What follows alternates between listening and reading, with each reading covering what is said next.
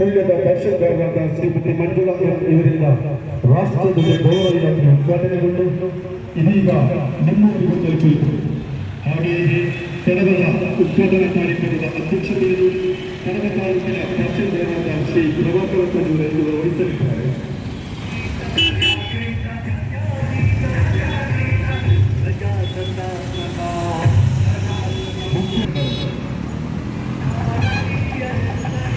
ಭಾರತೀಯ ಸಂವಿಧಾನಕ್ಕೆ, ಸಂವಿಧಾನ ಶಿಲ್ಪಿ ಬಾಬಾ ಸಾಹೇಬ್ ಅಂಬೇಡ್ಕರ್ ಅವರಿಗೆ, ಸಂವಿಧಾನ ಶಿಲ್ಪಿ ಬಾಬಾ ಸಾಹೇಬ್ ಅಂಬೇಡ್ಕರ್ ಅವರಿಗೆ ಬೋಲೋ ಭಾರತ್ ಮಾತಾ ಕಿ, ಬೋಲೋ ಭಾರತ್ ಮಾತಾ ಕಿ. ನಾಗರಿಕ ದಿನದ ಶುಭ ಹಾರೈಸುತ್ತಾ ಈ ಕಾರ್ಯಕ್ರಮದ ಉದ್ದೇಶ ಏನು? ಮೂಲತಃ ಈ ಕಾರ್ಯಕ್ರಮದ ಉದ್ದೇಶ ಜನರಲ್ಲಿ ಸಂವಿಧಾನದ ಬಗ್ಗೆ ಅರಿವು ಮೂಡಿಸುವುದು, ರಾಷ್ಟ್ರಧ್ವಜದ ಬಗ್ಗೆ ಗೌರವವನ್ನು ಮೂಡಿಸುವ ಉದ್ದೇಶವನ್ನು ಇಟ್ಟುಕೊಂಡಿದ್ದಾರೆ. ಯಾಕೆಂತ ಹೇಳಿದರೆ ರಾಷ್ಟ್ರ ಅಂತ ಹೇಳುವಾಗ ರಾಷ್ಟ್ರದಲ್ಲಿ 5 ಎಲಿಮೆಂಟ್ಸ್ಗಳು ಸೇರಿಕೊಂಡು ನಾವು ರಾಷ್ಟ್ರ ಅಂತ ಕರೀತೇವೆ. ಅದರಲ್ಲಿ ಮುಖ್ಯವಾದುದು ರಾಷ್ಟ್ರಧ್ವಜ. ಆ ರಾಷ್ಟ್ರಕ್ಕೆ ನಾವು ಹೇಗೆ ಗೌರವ ಕೊಡಲಿಕ್ಕೆ ಸಾಧ್ಯ ಇದೆಯೋ, ರಾಷ್ಟ್ರಕ್ಕೆ ಅಂತ ಹೇಳುವಾಗ ನಾವೆಲ್ಲ ರಾಷ್ಟ್ರಕ್ಕೆ ಗೌರವ ಕೊಡಲಿಕ್ಕೆ ಸಾಧ್ಯ ಆಗೋದಿಲ್ಲ. ಅದರ ಎಲಿಮೆಂಟ್ಸ್ಗಳಿವೆ. ರಾಷ್ಟ್ರಧ್ವಜ ಇದೆ, ಸರ್ಕಾರ ಇದೆ, ಗಡಿ ಇದೆ, ಪಾಪ್ಯುಲೇಷನ್ ಇದೆ. ಈ ಥರ ನಾವು ರಾಷ್ಟ್ರಧ್ವಜಕ್ಕೆ ಕೊಡುವಂಥ ಗೌರವ ನಮ್ಮ ರಾಷ್ಟ್ರಕ್ಕೆ ಅರ್ಪಿಸಿದ ಗೌರವ ಅಂತ ನಾವು ತಿಳ್ಕೊಳ್ಬೇಕಾಗ್ತದೆ. ರಾಷ್ಟ್ರಭಕ್ತಿಯು ಎಲ್ಲಿಂದ ಹುಡುತ್ತದೆ. ಹಾಗಾಗಿ ರಾಷ್ಟ್ರಧ್ವಜಕ್ಕೆ ಗೌರವವನ್ನು ಕೊಡುವುದು ಅತ್ಯಂತ ಅಗತ್ಯವಾದದ್ದು. ಸಂವಿಧಾನ ಅಂತ ಹೇಳಿದರೆ ಕನಿಷ್ಠ ಪಕ್ಷ ಪ್ರತಿಯೊಬ್ಬರಿಗೂ ನಮಗೆ ಈಗ ಆಗಿರುವ ಒಂದು ದೊಡ್ಡ ಸಮಸ್ಯೆ ಅಂತ ಹೇಳಿದರೆ ಸಂವಿಧಾನ ಇದೆ ಅಂತ ಗೊತ್ತಿದೆ ನಮಗೆ, ಆದರೆ ಸಂವಿಧಾನದ ಬಗ್ಗೆ ನಮಗೆ ಗೊತ್ತಿಲ್ಲ. ಸಂವಿಧಾನದ ಬಗ್ಗೆ ನಾವು ಕಲಿತುಕೊಳ್ಬೇಕಾದ್ದು ಅತ್ಯಂತ ಅನಿವಾರ್ಯವಾದದ್ದು. ಪ್ರತಿಯೊಬ್ಬ ನಾಗರಿಕನಿಗೂ ಕೂಡ ಸಂವಿಧಾನದ ಬಗ್ಗೆ ಕನಿಷ್ಠ ಮಾಹಿತಿಯಾದರೂ ಗೊತ್ತಿರಬೇಕು. ಮೊದಲು 1400ರಲ್ಲಿ ಈ ಸಂವಿಧಾನ ಸ್ಯಾನ್ ಮೆರಿನೋದಲ್ಲಿ ಬರೆಯಲ್ಪಟ್ಟಿತು. ನಂತರ 1788ರಲ್ಲಿ ಅಮೆರಿಕದಲ್ಲಿ ಬರೆಯಿತು. ನಾವು ನಮ್ಮ ಸಂವಿಧಾನ ಎರವಲು ಸಂವಿಧಾನ. ಫ್ರಾನ್ಸಿನಿಂದ ನಾವು ಸ್ವಾತಂತ್ರ್ಯ ಮತ್ತು ಸಮಾನತೆಯನ್ನು ಎರವಲು ತಗೊಂಡಿದ್ದೇವೆ. ಬೇರೆ ಇಂಗ್ಲೆಂಡು ಬೇರೆ ಸಂವಿಧಾನಗಳಿಂದ ನಾವು ಎರವಲು ತಗೊಂಡು ನಮ್ಮ ಸಂವಿಧಾನವನ್ನು ರಚಿಸಿದ್ದೇವೆ. ಕನಿಷ್ಠ ಪಕ್ಷ ಸಂವಿಧಾನದಲ್ಲಿ ಏನಿದೆ, ಇದು ಯಾಕಿದೆ, ಈ ಸಂವಿಧಾನ ಇಲ್ಲದಿದ್ದರೆ ಏನಾಗುತ್ತದೆ ಎಂಬುದನ್ನು ಕನಿಷ್ಠ ಅರಿವು ಪ್ರತಿಯೊಬ್ಬರಿಗೂ ಮೂಡಬೇಕಾಗಿದೆ. ಈ ದಿನವನ್ನು ನಾವು ರಾಷ್ಟ್ರೀಯ ಕಾನೂನು ದಿವಸ ಅಂತ ಕೂಡ ನಾವು ಹೇಳ್ತೇವೆ. ಯಾಕೆಂತೇಳಿದರೆ ಎಲ್ಲ ಕಾನೂನುಗಳು ಕೂಡ ಸಂವಿಧಾನದ ಮೂಲಕವೇ ಬಂದಿರುವ ಕಾರಣ ಈ ದಿವಸವನ್ನು ನ್ಯಾಷನಲ್ ಲಾ ಡೇ ಎಂದು ಕೂಡ ನಾವು ಸೆಲೆಬ್ರೇಟ್ ಮಾಡ್ತಾ ಇದ್ದೇವೆ. ಆದ್ದರಿಂದ ಎಲ್ಲರೂ ಸಂವಿಧಾನದ ಬಗ್ಗೆ ಸ್ವಲ್ಪ ಅರಿವು ತಗೊಳ್ಳಿ. ರಾಷ್ಟ್ರಧ್ವಜದ ಬಗ್ಗೆ ಗೌರವ ಇರಲಿ, ರಾಷ್ಟ್ರದ ಬಗ್ಗೆ ಗೌರವ ಇರಲಿ. ಸಹಬಾಳ್ವಿಕೆ, ಸಹಬಾಳ್ವಿಕೆ ಮತ್ತು ಸಹೋದರತ್ವ, ಸ್ವಾತಂತ್ರ್ಯ, ಸಮಾನತೆ ಎಲ್ಲರಲ್ಲಿ ಮೂಡಿ ಬರಲಿ ಅಂತ ಹೇಳ್ತಾ ನನ್ನ ಮಾತುಗಳನ್ನು ಮುಗಿಸ್ತೇನೆ. ಜೈ ಹಿಂದ್, ಜೈ ಭಾರತ್.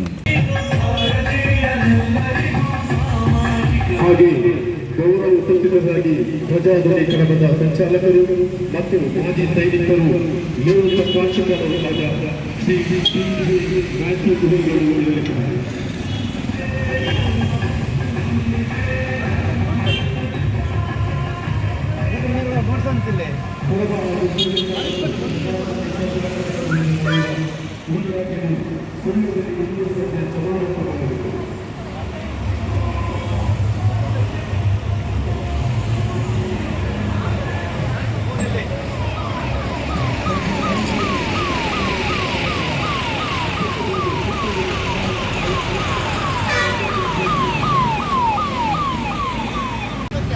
ಸಿ ಜಯರಾಮನವರು ಇದೀಗ ಗಾಂಧಿ ಪ್ರತಿಮೆಗೆ ಹಾರಾರ್ಪಣೆ ಮಾಡಲಿದ್ದಾರೆ.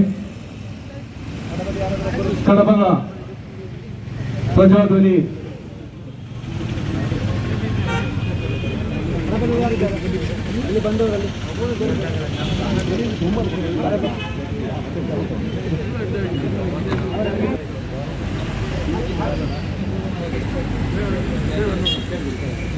ಪ್ರಜಾಧ್ವನಿ ಕರ್ನಾಟಕ ಇದರ ಕಡಬ ಸಂಚಾಲಕರಾದಂತಹ ಶ್ರೀ ಟಿ.ಜಿ. ಮ್ಯಾಥ್ಯೂ ಅವರು ಇದೀಗ ಗಾಂಧಿ ಪ್ರತಿಮೆಗೆ ಹಾರಾರ್ಪಣೆ ಮಾಡುತ್ತಾ ಇದ್ದಾರೆ. ಗಾಂಧಿ ಪ್ರತಿಮೆಗೆ ಪುಷ್ಪಾರ್ಚನೆ ಮಾಡಬೇಕು ವಿನಂತಿ ಮಾಡ್ತಾ ಇದ್ದೇನೆ. ಈ ಸುಳ್ಯ ವೀರರ ಮಣ್ಣಿನ ಎಲ್ಲ ನಾಗರಿಕರಿಗೆ ನನ್ನ ನಮನವನ್ನು ಸಲ್ಲಿಸ್ತಾ ಇದ್ದೇನೆ. ದೇಶದ ಸ್ವಾತಂತ್ರ್ಯಕ್ಕಾಗಿ ಪ್ರಾಣಾರ್ಪಣೆಯನ್ನು ಮಾಡಿದಂತಹ ಗುಡ್ಡೆಮನೆ ಅಪ್ಪಯ್ಯಗೌಡರು, ಕೆದಂಬಾಡಿ ರಾಮಯ್ಯಗೌಡರು, ಕುಜಗೂಡು ಮನೆತನದ ವೀರರು ಸೇರಿದಂತೆ ಬ್ರಿಟಿಷರ ವಿರುದ್ಧ ಹೋರಾಡಿದ ಎಲ್ಲ ವೀರರನ್ನು ನೆನಪಿಸಿಕೊಂಡು ಸಮಾಜವನ್ನು ಜೋಡಿಸುವಂತಹ ನಿಟ್ಟಿನಲ್ಲಿ ಇವತ್ತು ಒಂದು ಉತ್ತಮ ಕಾರ್ಯಕ್ರಮವನ್ನು ಪ್ರಜಾಧ್ವನಿ ಕರ್ನಾಟಕ ಹಮ್ಮಿಕೊಂಡು ಬರ್ತಾ ಇದೆ. ನಿಮಗೆಲ್ಲರಿಗೂ ಗೊತ್ತಿರುವ ಹಾಗೆ ಯಾವ ರೀತಿ ಕುರಾನ್ ನನಗೆ ಪವಿತ್ರವೋ ನೀರಜ್ ಮೌರ್ಯರವರಿಗೆ ಭಗವದ್ಗೀತೆ ಪವಿತ್ರವು, ಅದೇ ನಮ್ಮ ಫಾದರ್ನವರಿಗೆ ಬೈಬಲ್ ಪವಿತ್ರವು, ನಮಗೆಲ್ಲ ಭಾರತೀಯರಿಗೆ ಇವತ್ತು ನಮ್ಮ ಸಂವಿಧಾನ ಪವಿತ್ರವಾದ ಒಂದು ಗ್ರಂಥ ಅಂತ ಹೇಳಲಿಕ್ಕೆ ನಾನು ಇಚ್ಛಿಸ್ತಾ ಇದ್ದೇನೆ. ಇವತ್ತು ಈ ಸಂವಿಧಾನಕ್ಕೆ ಅಪಪ್ರಚಾರವನ್ನು ಮಾಡುವಂಥ, ಅದನ್ನು ಸಂವಿಧಾನದ ಆಶಯವನ್ನು ನಾಶಪಡಿಸುವಂತಹ ಒಂದು ಪ್ರಯತ್ನ ಮಾಡುತ್ತಿರುವಂತಹ ಸಂದರ್ಭದಲ್ಲಿ ನಮ್ಮನ್ನು ಎದ್ದೇಳಿಸುವಂತಹ ಒಂದು ಕಾರ್ಯಕ್ರಮವನ್ನು ಪ್ರಜಾಧ್ವನಿ ಕರ್ನಾಟಕದವರು ಮಾಡ್ತಾ ಇದ್ದಾರೆ. ಈ ದಿನದ ನಮ್ಮ ಕಾರ್ಯಚಟುವಟಿಕೆಯ ಭಾಗವಾಗಿ ಬೆಳಿಗ್ಗೆ ಸಂಪಾಜೆಯಲ್ಲಿ ಮಂಜುಳಾ ಮೇಡಮ್ ಅವರು ನಮ್ಮ ಈ ಜಾಥವನ್ನು ಉದ್ಘಾಟನೆ ಮಾಡಿದ್ದಾರೆ, ಸಂಪಾಜೆ ಗಡಿಭಾಗದಲ್ಲಿ. ಆ ನಂತರ ಸಂಪಾಜೆಯಿಂದ ನಾವು ಕಲ್ಲುಗುಂಡಿ, ಅರಂತೋಡು, ಎಲಿಮೆಲೆ, ಗುತ್ತಿಗಾರು, ಸುಬ್ರಹ್ಮಣ್ಯ, ಹಾಗೆ ಬೆಳ್ಳಾರೆ, ಪಂಜ, ಬೆಳ್ಳಾರೆ, ಪೈಚಾರು, ಐವರ್ನಾಡು ಈ ಮಾರ್ಗವಾಗಿ ಸುಳ್ಯವನ್ನು ನಾವು ಇವತ್ತು ತಲುಪಿದ್ದೇವೆ. ಒಟ್ಟು ನಮ್ಮ ಏನು ಇದರ ಉದ್ದೇಶ ಭಾಳ ಜನಗಳಿಗೆ ಇದು ಏನು ಮಾಡ್ತಾ ಇದ್ದಾರೆ, ಇವರು ಏನು ಉದ್ದೇಶಗಳಿಗಾಗಿ ಈ ಸಂಘಟನೆ ಕಟ್ಟಿದ್ದಾರೆ ಅಂತ ನಿಮ್ಮ ಮನಸ್ಸಿಗೆ ಬರ್ಬೋದು. ನಮಗೆ ನಮ್ಮ ಉದ್ದೇಶಗಳು ಅಷ್ಟು ದೊಡ್ಡ ಉದ್ದೇಶಗಳು ಎನ್ನುವುದಕ್ಕಿಂತ ಜನಸಾಮಾನ್ಯರಿಗೆ ಸಂವಿಧಾನದ ಅರಿವನ್ನು ತಿಳಿಸುವಂಥ, ಸಂವಿಧಾನ ಈ ದೇಶಕ್ಕೆ ಜನಸಾಮಾನ್ಯರಿಗೆ ಏನು ಕೊಡುಗೆಯನ್ನು ಕೊಡ್ತಾ ಇದ್ದೇವೆ, ನಾವು ಈ ಸಂವಿಧಾನದ ಭಾಗವಾಗಿ ಹೇಗೆ ಜೀವಿಸ್ತಾ ಇದ್ದೇವೆ, ಈ ಸಂವಿಧಾನ ನಮ್ಮ ಈ ಇಡೀ ದೇಶದ ಒಂದು ದೊಡ್ಡ ಚಾರಿತ್ರಿಕವಾದ ಬದಲಾವಣೆಗೆ ಹೇಗೆ ಕಾರಣವಾಗಿದೆ, ಇದನ್ನು ಜನಗಳ ಹತ್ತಿರ ಹೋಗಿ ತಿಳಿಸುವಂಥ ಕೆಲಸಗಳನ್ನು ನಾವು ಮಾಡಬೇಕಾಗಿದೆ. ಅದು ಶಾಲಾ ಕಾಲೇಜುಗಳಿರ್ಬೋದು, ಸಾರ್ವಜನಿಕ ಸ್ಥಳಗಳಿರ್ಬೋದು, ಗ್ರಾಮ ಪಂಚಾಯತ್ನಂಥ ವ್ಯವಸ್ಥೆಗಳಿರ್ಬೋದು, ಎಲ್ಲ ಕಡೆಗಳಲ್ಲಿ ಈ ಥರದ ಸಂವಿಧಾನದ ವಿಚಾರವನ್ನು ಬಿತ್ತುವಂಥ ಯೋಚನೆಯನ್ನು ಇಟ್ಟುಕೊಂಡು ನಾವು ಸಂವಿಧಾನಬದ್ಧ ಸಮಾನ ಮನಸ್ಕರನ್ನು ಕಟ್ಟಿಕೊಂಡಿದ್ದೇವೆ. ಒಂದು ಪ್ರಜಾಧ್ವನಿ ಕರ್ನಾಟಕದ ಹೆಸರಲ್ಲಿ ಸಾಕಷ್ಟು ಜನ ನಮ್ಮ ಸಂಘಟನೆಯ ಸದಸ್ಯರು ಕೂಡ ನಮ್ಮ ಮಧ್ಯೆ ಇದ್ದಾರೆ.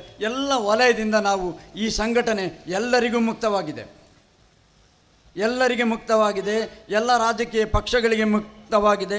ಯಾವುದೇ ಸಿದ್ಧಾಂತಗಳಿಗೂ ನಾವು ಅಂಟಿಕೊಳ್ಳದೆ ನಮ್ಮ ಉದ್ದೇಶ ಇರುವಂಥದ್ದು ಸಂವಿಧಾನ.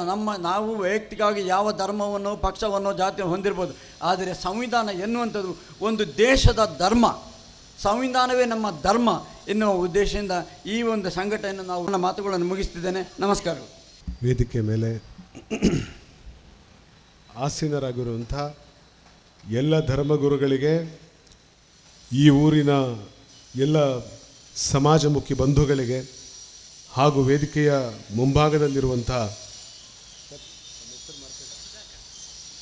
ಮತ್ತು ಸರ್ಕಾರದ ಪ್ರತಿನಿಧಿಯಾಗಿ ಈ ಕಾರ್ಯಕ್ರಮಕ್ಕೆ ಆಗಮಿಸಿರುವಂಥ ಸುಧಾಕರ್ ಅವರಿಗೆ ಹಾಗೂ ಇಲ್ಲಿ ನೆರೆದಿರತಕ್ಕಂಥ ಎಲ್ಲ ಈ ಸುಳ್ಯ ನಗರದ ಸಂವಿಧಾನ ಪ್ರಿಯರಿಗೆ ಮತ್ತು ಪ್ರಜ್ಞಾವಂತ ಜನರಿಗೆ ನನ್ನ ನಮಸ್ಕಾರಗಳು.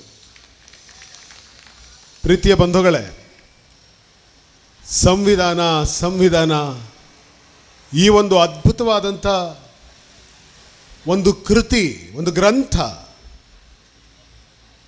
ಇದಕ್ಕೆ ಭಗವದ್ಗೀತೆಯನ್ನು ಹಿಂದೂಗಳು ಆರಾಧಿಸ್ತಿರ್ತಾರೆ, ಕುರಾನನ್ನು ಮುಸಲ್ಮಾನರು, ಕ್ರೈಸ್ತರು ಬೈಬಲನ್ನು ಮತ್ತು ಗುರುಗ್ರಂಥ ಸಾಹೇಬನ್ನು ಸಿಖ್ಖರು, ಹೀಗೆ ಒಂದೊಂದು ಧರ್ಮದವರು ಕೂಡ ಒಂದೊಂದು ಗ್ರಂಥವನ್ನು ಅವರು ನಮಗೆ ಶ್ರೇಷ್ಠ, ನಮಗೆ ಪವಿತ್ರ ಅಂತ ಭಾವಿಸ್ತಾರೆ. ಆದರೆ ಪ್ರತಿಯೊಬ್ಬ ಭಾರತೀಯನೂ ಕೂಡ ಇದು ನನ್ನ ಗ್ರಂಥ ಅಂತ ಎದೆ ತಟ್ಟಿ ಹೇಳಬಹುದಾದಂಥ ಒಂದು ಗ್ರಂಥ ಯಾವುದಾದ್ರೂ ಇದ್ದರೆ ಅದು ಸಂವಿಧಾನ. ಈ ಸಂವಿಧಾನ ಇದ್ದಾಗ ಮಾತ್ರ ಎಲ್ಲ ಧರ್ಮಗಳು, ನಂಬಿಕೆಗಳು, ಆಚರಣೆಗಳು, ಶ್ರದ್ಧೆಗಳು, ಮನುಷ್ಯನ ಬದುಕು, ಮನುಷ್ಯನ ನೈತಿಕತೆ ಮತ್ತೊಂದಿಡೀ ರಾಷ್ಟ್ರ ಪ್ರಜ್ಞೆ ಸರಿಯಾದ ದಿಕ್ಕಲ್ಲಿ ನಡೆಯೋದಕ್ಕೆ ಸಾಧ್ಯ. ಆದರೆ ಈ ಸಂವಿಧಾನವನ್ನು ನಾವು ಯಾವತ್ತಾದರೂ ಈ ಸಂವಿಧಾನವನ್ನು ಆಚರಿಸಿದ್ವಾ? ಯೋಚನೆ ಮಾಡಿ ನೋಡಿ. ಇವತ್ತು ಈ ಸುಳ್ಯ ಪೇಟೆಯಲ್ಲಿ ಒಂದಷ್ಟು ಜನ ಪ್ರಜ್ಞಾವಂತರು ನಾವು ಕೂತು ಸಂವಿಧಾನ ಜಾರಿಗೊಂಡ ದಿವಸ ಅಂತ ಆಚರಿಸ್ತಾ ಇದ್ದೀರಿ. ಆದರೆ ಬಹುಶಃ ನನಗೆ ಇಲ್ಲಿ ಯಾರೋ ಒಬ್ಬರು ಹಿರಿಯರನ್ನು ಕೇಳಿದೆ, ಹಿಂದೆಂದಾದರೂ ಸಂವಿಧಾನ ಜಾರಿಗೊಂಡ ದಿವಸ ಅಂಥೇಳಿ ಈ ಥರದ ಕಾರ್ಯಕ್ರಮ ಸುಳ್ಯಪೇಟೆಯಲ್ಲಿ ನಡೆದಿತ್ತ ಅಂತ ಪ್ರಶ್ನೆ ಕೇಳಿದಾಗ ಅವರು ಹೇಳಿದ ಮಾತು, ಇತಿಹಾಸದಲ್ಲೇ ಇದೇ ಮೊದಲಿಗೆ ನಾನು ಬಹುಶಃ ಇಂಥದ್ದೊಂದು ಕಾರ್ಯಕ್ರಮದ ಬಗ್ಗೆ ಕೇಳ್ತಾ ಇದ್ದೀನಿ ಸರ್, ಈ ಹಿಂದೆ ಎಂದೂ ಇಂಥದ್ದೊಂದು ನಡೆದಿರಲಿಲ್ಲ ಅಂತ. ಅಂದರೆ ಸಂವಿಧಾನದ ಬಗ್ಗೆ ಯಾವ ಪ್ರಮಾಣದ ಪ್ರಚಾರ, ಸಂವಿಧಾನದ ಬಗ್ಗೆ ಯಾವ ಒಂದು ಅದ್ಭುತವಾದಂಥ ಯಾವ ಪ್ರಮಾಣದ ವಿಚಾರವನ್ನು ನಾವು ನಮ್ಮ ಜನರಲ್ಲಿ, ನಮ್ಮ ನಾಗರಿಕರಲ್ಲಿ ಬಿತ್ತಬೇಕಾಗಿತ್ತೋ ನಾವು ಅದನ್ನು ಬಿತ್ತಲಿಕ್ಕೆ ಆಗಲಿಲ್ಲ. ನಾನಾ ಕಾರಣಗಳಿಗೋಸ್ಕರ ನಾವು ಅದನ್ನು ಮರ್ತು ಬಿಟ್ವಿ. ಯಾಕೆಂದರೆ ಸುಲಭವಾಗಿ ಸಿಕ್ತು ಅನ್ನೋ ಕಾರಣಕ್ಕೋಸ್ಕರ ನಾವು ಅದನ್ನು ಮರೆತು ಬಿಟ್ವಿ. ಆದರೆ ಸಂವಿಧಾನ ಬರದೇ ಹೋಗಿದ್ದಿದ್ರೆ ಭಾರತೀಯರ ಪಾಡಾದರೂ ಏನಾಗಿತ್ತು? ನಾನು ಯಾಕೆ ಮಾತು ಹೇಳ್ತಾ ಇದ್ದೀನಿ ಅಂತಂದರೆ, ಇವತ್ತು ನಾವೆಲ್ಲರೂ ಭಾರತೀಯರು, ಈ ಹೆಮ್ಮೆ ನಮಗಿದೆ. ನಾನು ಹಿಂದೂವಾಗಿದ್ದರು, ಮುಸಲ್ಮಾನನಾಗಿದ್ದರು, ಕ್ರೈಸ್ತನಾಗಿದ್ದರು, ಸಿಖ್ಖನಾಗಿದ್ದರು, ಬೌದ್ಧನಾಗಿದ್ದರು, ಈ ಯಾವ ಧರ್ಮಗಳನ್ನು ನಾನು ಒಪ್ಪದೇ ಇದ್ದರೂ ಕೂಡ ನಾನು ಭಾರತೀಯ ಅನ್ನುವಂಥ ಹೆಮ್ಮೆಯಿಂದ ಹೇಳಿಕೊಳ್ಳುವಂಥ ಧೈರ್ಯ, ಆ ಶಕ್ತಿ ಇವತ್ತು ನಮಗಿದೆ. ಆದರೆ ಈ ಸಂವಿಧಾನ ಬರೋದಕ್ಕಿಂತ ಮುಂಚೆ ಈ ಭಾರತ ನಮ್ಮ ಭಾರತ ಆಗಿತ್ತಾ? ಒಂದು ಕ್ಷಣ ಆಲೋಚನೆ ಮಾಡಿ ನೋಡಿ. ಗುಪ್ತರು ಆಳ್ವಿಕೆ ಮಾಡೋ ಕಾಲದಲ್ಲಿ ಇದು ಗುಪ್ತರ ಭಾರತ ಆಗಿತ್ತು. ಮೌರ್ಯರು ಆಳ್ವಿಕೆ ಮಾಡೋ ಕಾಲದಲ್ಲಿ ಇದು ಮೌರ್ಯರ ಭಾರತ ಆಗಿತ್ತು. ಮೊಘಲರು ಆಳ್ವಿಕೆ ಮಾಡೋ ಕಾಲದಲ್ಲಿ ಇದು ಮೊಘಲರ ಭಾರತ ಆಗಿತ್ತು. ಬ್ರಿಟಿಷರು ಈ ದೇಶವನ್ನು ಆಳಬೇಕಾದ್ರೆ ಇದು ಬ್ರಿಟಿಷ್ ಇಂಡಿಯಾ ಆಗಿತ್ತು. ಇದು ರಾಜರುಗಳ ಪಾಲಿನ ಭಾರತ ಆಗಿತ್ತು, ಪಾಳೆಗಾರರ ಭಾರತವಾಗಿತ್ತು. ಆದರೆ ಈ ದೇಶದ ಎಲ್ಲ ಜನಸಾಮಾನ್ಯರಿಗೆ ಇದು ನನ್ನ ಭಾರತ ಆಗಿದ್ದು ಯಾವತ್ತು ಅಂತಂದರೆ 1949ರ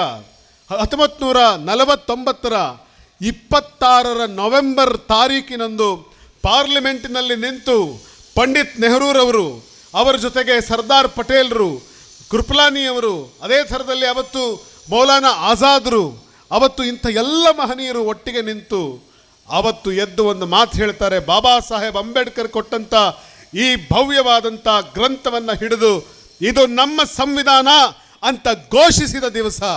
ಈ ಸಂವಿಧಾನದ ಪ್ರಿಯಂಬಲನ್ನು ಓದಬೇಕಾದ್ರೆ, V the people of India solemnly resolve to constitute the India into socialist, secular, democratic republic ಅಂತ ಘೋಷಣೆ ಮಾಡಿದ ದಿವಸ ಈ ಭಾರತ ಗುಪ್ತರ ಭಾರತ ಆಗಿರಲಿಲ್ಲ. ಈ ಘೋಷಣೆ ಮಾಡಿದ ದಿವಸ ಇದು ಗುಪ್ತರದ್ದೋ, ಮೊಘಲರದ್ದೋ, ಕ್ರೈಸ್ತರದ್ದೋ, ಬ್ರಿಟಿಷರದ್ದೋ, ಮುಸಲ್ಮಾನರದ್ದೋ, ಹಿಂದೂಗಳದ್ದೋ ಅಲ್ಲ. ಇದು ಈ ದೇಶದ ಪ್ರತಿಯೊಬ್ಬ ಜನಸಾಮಾನ್ಯನ ಭಾರತವಾಗಿ ಆ ದಿವಸ ನಿರ್ಮಾಣವಾಯಿತು. ಈ ದೇಶಕ್ಕೆ ಸಂವಿಧಾನ ಬರದೇ ಹೋಗಿದ್ದಿದ್ರೆ ಏನು ಆಗ್ತಾ ಇತ್ತು ಅಂತ ಒಂದು ಕ್ಷಣ ಆಲೋಚನೆ ಮಾಡಿ ನೋಡಿ. ನಾನು ಯಾವಾಗಲೂ ಮಾತಾಡೋದಿದೆ, ಸ್ವಾತಂತ್ರ್ಯ ಬರೋದಕ್ಕಿಂತ ಮುಂಚೆ ಭಾರತ ದೇಶದ ಪರಿಸ್ಥಿತಿ ಏನಿತ್ತು, ಸಂವಿಧಾನ ಜಾರಿಯಾಗೋದಕ್ಕಿಂತ ಮುಂಚೆ ಭಾರತದ ಪರಿಸ್ಥಿತಿ ಏನಿತ್ತು, ಸಂವಿಧಾನ ಜಾರಿಯಾದ ನಂತರ ಭಾರತ ಏನಾಗಿ ಬದಲಾಗಿದೆ, ಒಂದು ಕ್ಷಣ ಆಲೋಚನೆ ಮಾಡಿ ನೋಡಿ. ಭಾರತ ದೇಶಕ್ಕೆ ಸಂವಿಧಾನ ಬರೋದಕ್ಕಿಂತ ಮುಂಚೆ ಭಾರತ ದೇಶದ ಶಿಕ್ಷಣದ ಪ್ರಮಾಣ ಎಷ್ಟು? ಭಾರತ ದೇಶದಲ್ಲಿ 12-13% ಜನ ಮಾತ್ರ ಓದು ಬರಹ ಬರೆಯೋದಕ್ಕೆ ಗೊತ್ತಿತ್ತು. ತಮ್ಮ ಹೆಸರು ಬರೆಯೋದಕ್ಕೆ ಗೊತ್ತಿರೋ ಅಷ್ಟು ಶಿಕ್ಷಣ ಇದ್ದದ್ದು ದೇಶದ ಒಟ್ಟು ಜನಸಂಖ್ಯೆಯ 13%ಗೆ ಮಾತ್ರ. ಆದರೆ ಇವತ್ತು ಭಾರತ ದೇಶದ 74%ಗಿಂತ ಜಾಸ್ತಿ ಜನರು ಅಕ್ಷರಸ್ಥರಾಗಿದ್ದಾರೆ. ಇದಕ್ಕೆ ಕಾರಣ ಯಾರು ಅಂದರೆ ನಮ್ಮ ಸಂವಿಧಾನ, ದ ಕಾನ್ಸ್ಟಿಟ್ಯೂಷನ್ ಆಫ್ ಇಂಡಿಯಾದ ಕಾರಣಕ್ಕೋಸ್ಕರ ಈ ದೇಶದಲ್ಲಿ ಇವತ್ತು ಶಿಕ್ಷಣ ಬೆಳೆದಿದೆ. ನೀವು ಸ್ವಾತಂತ್ರ್ಯ ಬರೋದಕ್ಕಿಂತ ಮುಂಚೆ ಹೆಣ್ಣು ಮಕ್ಕಳಿಗೆ ಇದ್ದಂಥ ಶಿಕ್ಷಣದ ಪ್ರಮಾಣ ಎಷ್ಟು ಅಂದರೆ ಕೇವಲ ಒಟ್ಟು ಜನಸಂಖ್ಯೆಯ 6% ಜನ ಹೆಣ್ಣು ಮಕ್ಕಳು ಮಾತ್ರ ಅಕ್ಷರಸ್ಥರಾಗಿದ್ದರು.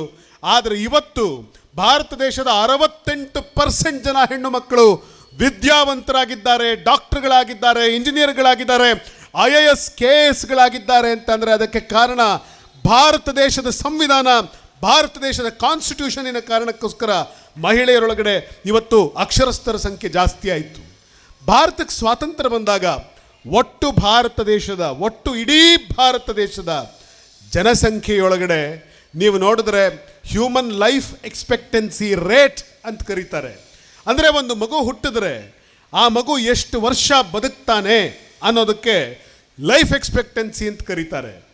ಭಾರತೀಯನೊಬ್ಬನ ಆ್ಯಾವರೇಜ್ ಲೈಫ್ ಎಕ್ಸ್ಪೆಕ್ಟೆನ್ಸಿ ಯಾವತ್ತು ಸಂವಿಧಾನ ಬರೋದಕ್ಕಿಂತ ಮುಂಚೆ 27 ವರ್ಷವೋ 26 ವರ್ಷವೋ ಇತ್ತು. ಆದರೆ ಇವತ್ತು ಒಬ್ಬ ಭಾರತೀಯನ ಆ್ಯಾವರೇಜ್ ಲೈಫ್ ಎಕ್ಸ್ಪೆಕ್ಟೆನ್ಸಿ ಎಷ್ಟಿದೆ ಅಂತ ಕೇಳಿದ್ರೆ ಅದು ಇವತ್ತು ಭಾರತ ದೇಶದಲ್ಲಿ 74 ವರ್ಷಗಳಿಗೆ ತಲುಪಿದೆ. ಹುಟ್ಟಿದ 27 ವರ್ಷಕ್ಕೆ ಸಾಯ್ತಾ ಇದ್ದಂಥ ಮಗು ಇವತ್ತು ಭಾರತದಲ್ಲಿ ಕನಿಷ್ಠ 74 ವರ್ಷ ಬದುಕ್ತಾ ಇದ್ದಾನೆ ಅಂತಂದರೆ ಅದಕ್ಕೆ ಮತ್ತೆ ಕಾರಣ ಯಾವುದು ಅಂದರೆ ದ ಕಾನ್ಸ್ಟಿಟ್ಯೂಷನ್ ಆಫ್ ಇಂಡಿಯಾ, ಭಾರತದ ಸಂವಿಧಾನ ಈ ದೇಶವನ್ನು ಈ ಥರ ಬದಲಾಯಿಸಿದೆ. ನೀವು ಕೇಳ್ಬೋದು, ಅಲ್ಲ ಸ್ವಾಮಿ ಇದೇನಿದು ಮಾಯಾಜಾಲವೇ, ಮಂತ್ರವೇ, ತಂತ್ರವೇ, ಇದು ಯಾವುದಾದ್ರೂ ಧಾರ್ಮಿಕ ಗ್ರಂಥವೇ? ಅದು ಹೇಗೆ ಒಂದು ಸಂವಿಧಾನ ಈ ರೀತಿಯಾಗಿ ಇಡೀ ದೇಶದ ದಿಕ್ಕನ್ನು ಬದಲಾಯಿಸುತ್ತೆ? 6% ಇದ್ದ ಹೆಣ್ಣು ಮಕ್ಕಳ ಶಿಕ್ಷಣವನ್ನು 68% ಇದು ಹೇಗೆ ಏರಿಸೋಕೆ ಸಾಧ್ಯ? ಹೇಗೆ ಈ ದೇಶದ 27% ಮಾತ್ರ ಅಕ್ಷರಸ್ಥರಿದ್ದವರು ಇವತ್ತು 27 ವರ್ಷ ಬದುಕ್ತಿದ್ದಂಥ ಮನುಷ್ಯ 74 ವರ್ಷ ಬದುಕೋದು ಸಾಧ್ಯ ಹೇಗೆ? 13 ವರ್ಷ ಇದ್ದಂಥ ಒಬ್ಬ ವ್ಯಕ್ತಿಯ ಆಯುಮಾನವನ್ನು ಇವತ್ತು 74 ವರ್ಷಕ್ಕೆ ಏರಿಸಿದ್ರಲ್ಲ, ಅದು ಹೇಗೆ ಅಂತ ನೀವು ಪ್ರಶ್ನೆ ಕೇಳಿದ್ರೆ, ಸಂವಿಧಾನ ಏನು ಜಾದೂ ಮಾಡ್ತಾ? ಸಂವಿಧಾನ ಏನು ಯಕ್ಷಿಣಿನ? ಸಂವಿಧಾನ ಏನು ಮಂತ್ರಗಳ ಗುಚ್ಛಾನ? ಅಲ್ಲ. ಸಂವಿಧಾನ ಅಂತಂದರೆ ಅದು ಕನಸು. ಸಂವಿಧಾನ ಅಂತಂದರೆ ಆಶಯ. ಸಂವಿಧಾನ ಅಂತಂದರೆ ಅದು ಮಾತೃಪ್ರೇಮ. ಸಂವಿಧಾನ ಅಂತಂದರೆ ಅದೊಂದು ಸದಾಚಾರ. ಸಂವಿಧಾನ ಅಂತಂದರೆ ಅದೊಂದು ರಾಷ್ಟ್ರ ಪ್ರಜ್ಞೆಯ ಪ್ರತೀಕ. ಸಂವಿಧಾನ ಅಂದರೆ ಭ್ರಾತೃತ್ವ. ಸಂವಿಧಾನ ಅಂದರೆ ಏಕತೆ. ಸಂವಿಧಾನ ಅಂತಂದರೆ ಸಮಗ್ರತೆ. ಸಂವಿಧಾನ ಅಂತಂದರೆ ಈ ದೇಶವನ್ನು ಕಟ್ಟಿದಂಥ ಅವತ್ತಿನ ಕಾಲದ ಎಲ್ಲ ಸ್ವಾತಂತ್ರ್ಯದ ಕನಸುಕಾರರುಗಳ ಪಾಲಿನ ಅದ್ಭುತವಾದಂಥ ಕನಸೇ ಈ ಸಂವಿಧಾನ ಅನ್ನೋದನ್ನು ನಾವು ಮರೆತು ಹೋಗ್ತಾ ಇದ್ದೀವಿ. ಯಾಕೆ ಅವತ್ತು ಮಹಿಳೆಗೆ ಶಿಕ್ಷಣ ಇರಲಿಲ್ಲ? ಯಾಕೆ ಹುಟ್ಟಿದ ಮಗು ಅವತ್ತು ಬೇಗ ಸಾಯ್ತಾ ಇದ್ದ? ಒಂದು ಕ್ಷಣ ಆಲೋಚನೆ ಮಾಡಿ ನೋಡಿ. ಇವತ್ತು ಬಹುತೇಕರ ಹತ್ರ ಇರೋದಕ್ಕೆ ಕಡೆ ಪಕ್ಷ ಒಂದು ಪುಟ್ಟ ಮನೆ ಇದೆ, ಸ್ವಲ್ಪ ಆದರೂ, ತುಂಬ ಜನರ ಹತ್ರ ಸ್ವಲ್ಪ ಆದರೂ ಭೂಮಿ ಇದೆ. ಆದರೆ ಸ್ವಾತಂತ್ರ್ಯ ಬರೋದಕ್ಕೂ ಮುಂಚೆ, ಸಂವಿಧಾನ ಜಾರಿಯಾಗೋದಕ್ಕಿಂತ ಮುಂಚೆ ಒಂದು ಊರಲ್ಲಿ ಒಬ್ಬನಿಗೆ 2000 ಎಕರೆ ಭೂಮಿ ಇರುತ್ತೆ. ಆ ಊರಿನ ಯಾರೋ ಒಬ್ಬ ಪಾಳೆಗಾರನಿಗೆ, ಆ ಊರಿನ ಯಾರೋ ಒಬ್ಬ ಜೋಡಿದಾರನಿಗೆ, ಆ ಊರಿನ ಯಾರೋ ಒಬ್ಬ ಜಮೀನ್ದಾರನಿಗೆ ಊರಲ್ಲಿ 5000 ಎಕರೆ ಭೂಮಿ ಇರುತ್ತೆ, 3000 ಎಕರೆ ಭೂಮಿ ಇರುತ್ತೆ, 2000 ಎಕರೆ ಭೂಮಿ ಇರುತ್ತೆ. ಆದರೆ ಇಡೀ ಊರಿನ ಜನಕ್ಕೆ ಉಳೋದಕ್ಕೆ ಬಿಡಿ, ಸತ್ರೆ ಹೂಳೋದಕ್ಕೂ ಕೂಡ ಅಂಗೈಯಗಲ ಭೂಮಿ ಇರಲ್ಲ. ಆ ಇಡೀ ಊರಿನ ಜನ ಆ ಊರಿನ ಜಮೀನ್ದಾರನ ಜಮೀನಿನಲ್ಲಿ ಬೆಳಗ್ಗಿನಿಂದ ರಾತ್ರಿವರೆಗೆ ಹಗಲು ರಾತ್ರಿ ದುಡಿದು ಜೀತ ಮಾಡಿ ಸಾಯ್ತಾ ಇದ್ದದ್ದು ಯಾವುದಕ್ಕಾಗಿ ಅಂತಂದರೆ, ಅವನು ವರ್ಷದ ಕಡೆಗೆ ಬೆಳೆದ ಬೆಳೆಯಲ್ಲಿ ಗಂಜಿ ಕೊಡ್ತಾನೆ ಅನ್ನೋ ಕಾರಣಕ್ಕೋಸ್ಕರ, ತುತ್ತು ಅನ್ನಕ್ಕೋಸ್ಕರ ಅವನ ಬಳಿ ಹೋಗಿ ಕೂಲಿ ಕೆಲಸವನ್ನು ಮಾಡ್ತಾಯಿದ್ರು. ಆದರೆ ಯೋಚನೆ ಮಾಡಿ, ಹೀಗಿದ್ದಂಥ ಭಾರತ ದೇಶ ಇವತ್ತು ಹಾಗೆ ಉಳಿದಿದೆಯೋ? ಈ ದೇಶದಲ್ಲಿದ್ದಂಥ ಎಲ್ಲ ಬಡವರು ಯಾರು ಜಮೀನ್ದಾರರ ಜಮೀನುಗಳಲ್ಲಿ ದುಡಿತಾ ಇದ್ದರು, ಯಾರು ಈ ಜೋಡಿದಾರರ ಜಮೀನುಗಳಲ್ಲಿ ಆಳುಗಳಾಗಿದ್ದರು, ಅವರೆಲ್ಲರಿಗೂ ಸ್ವಂತ ಭೂಮಿ ಕೊಟ್ಟರು.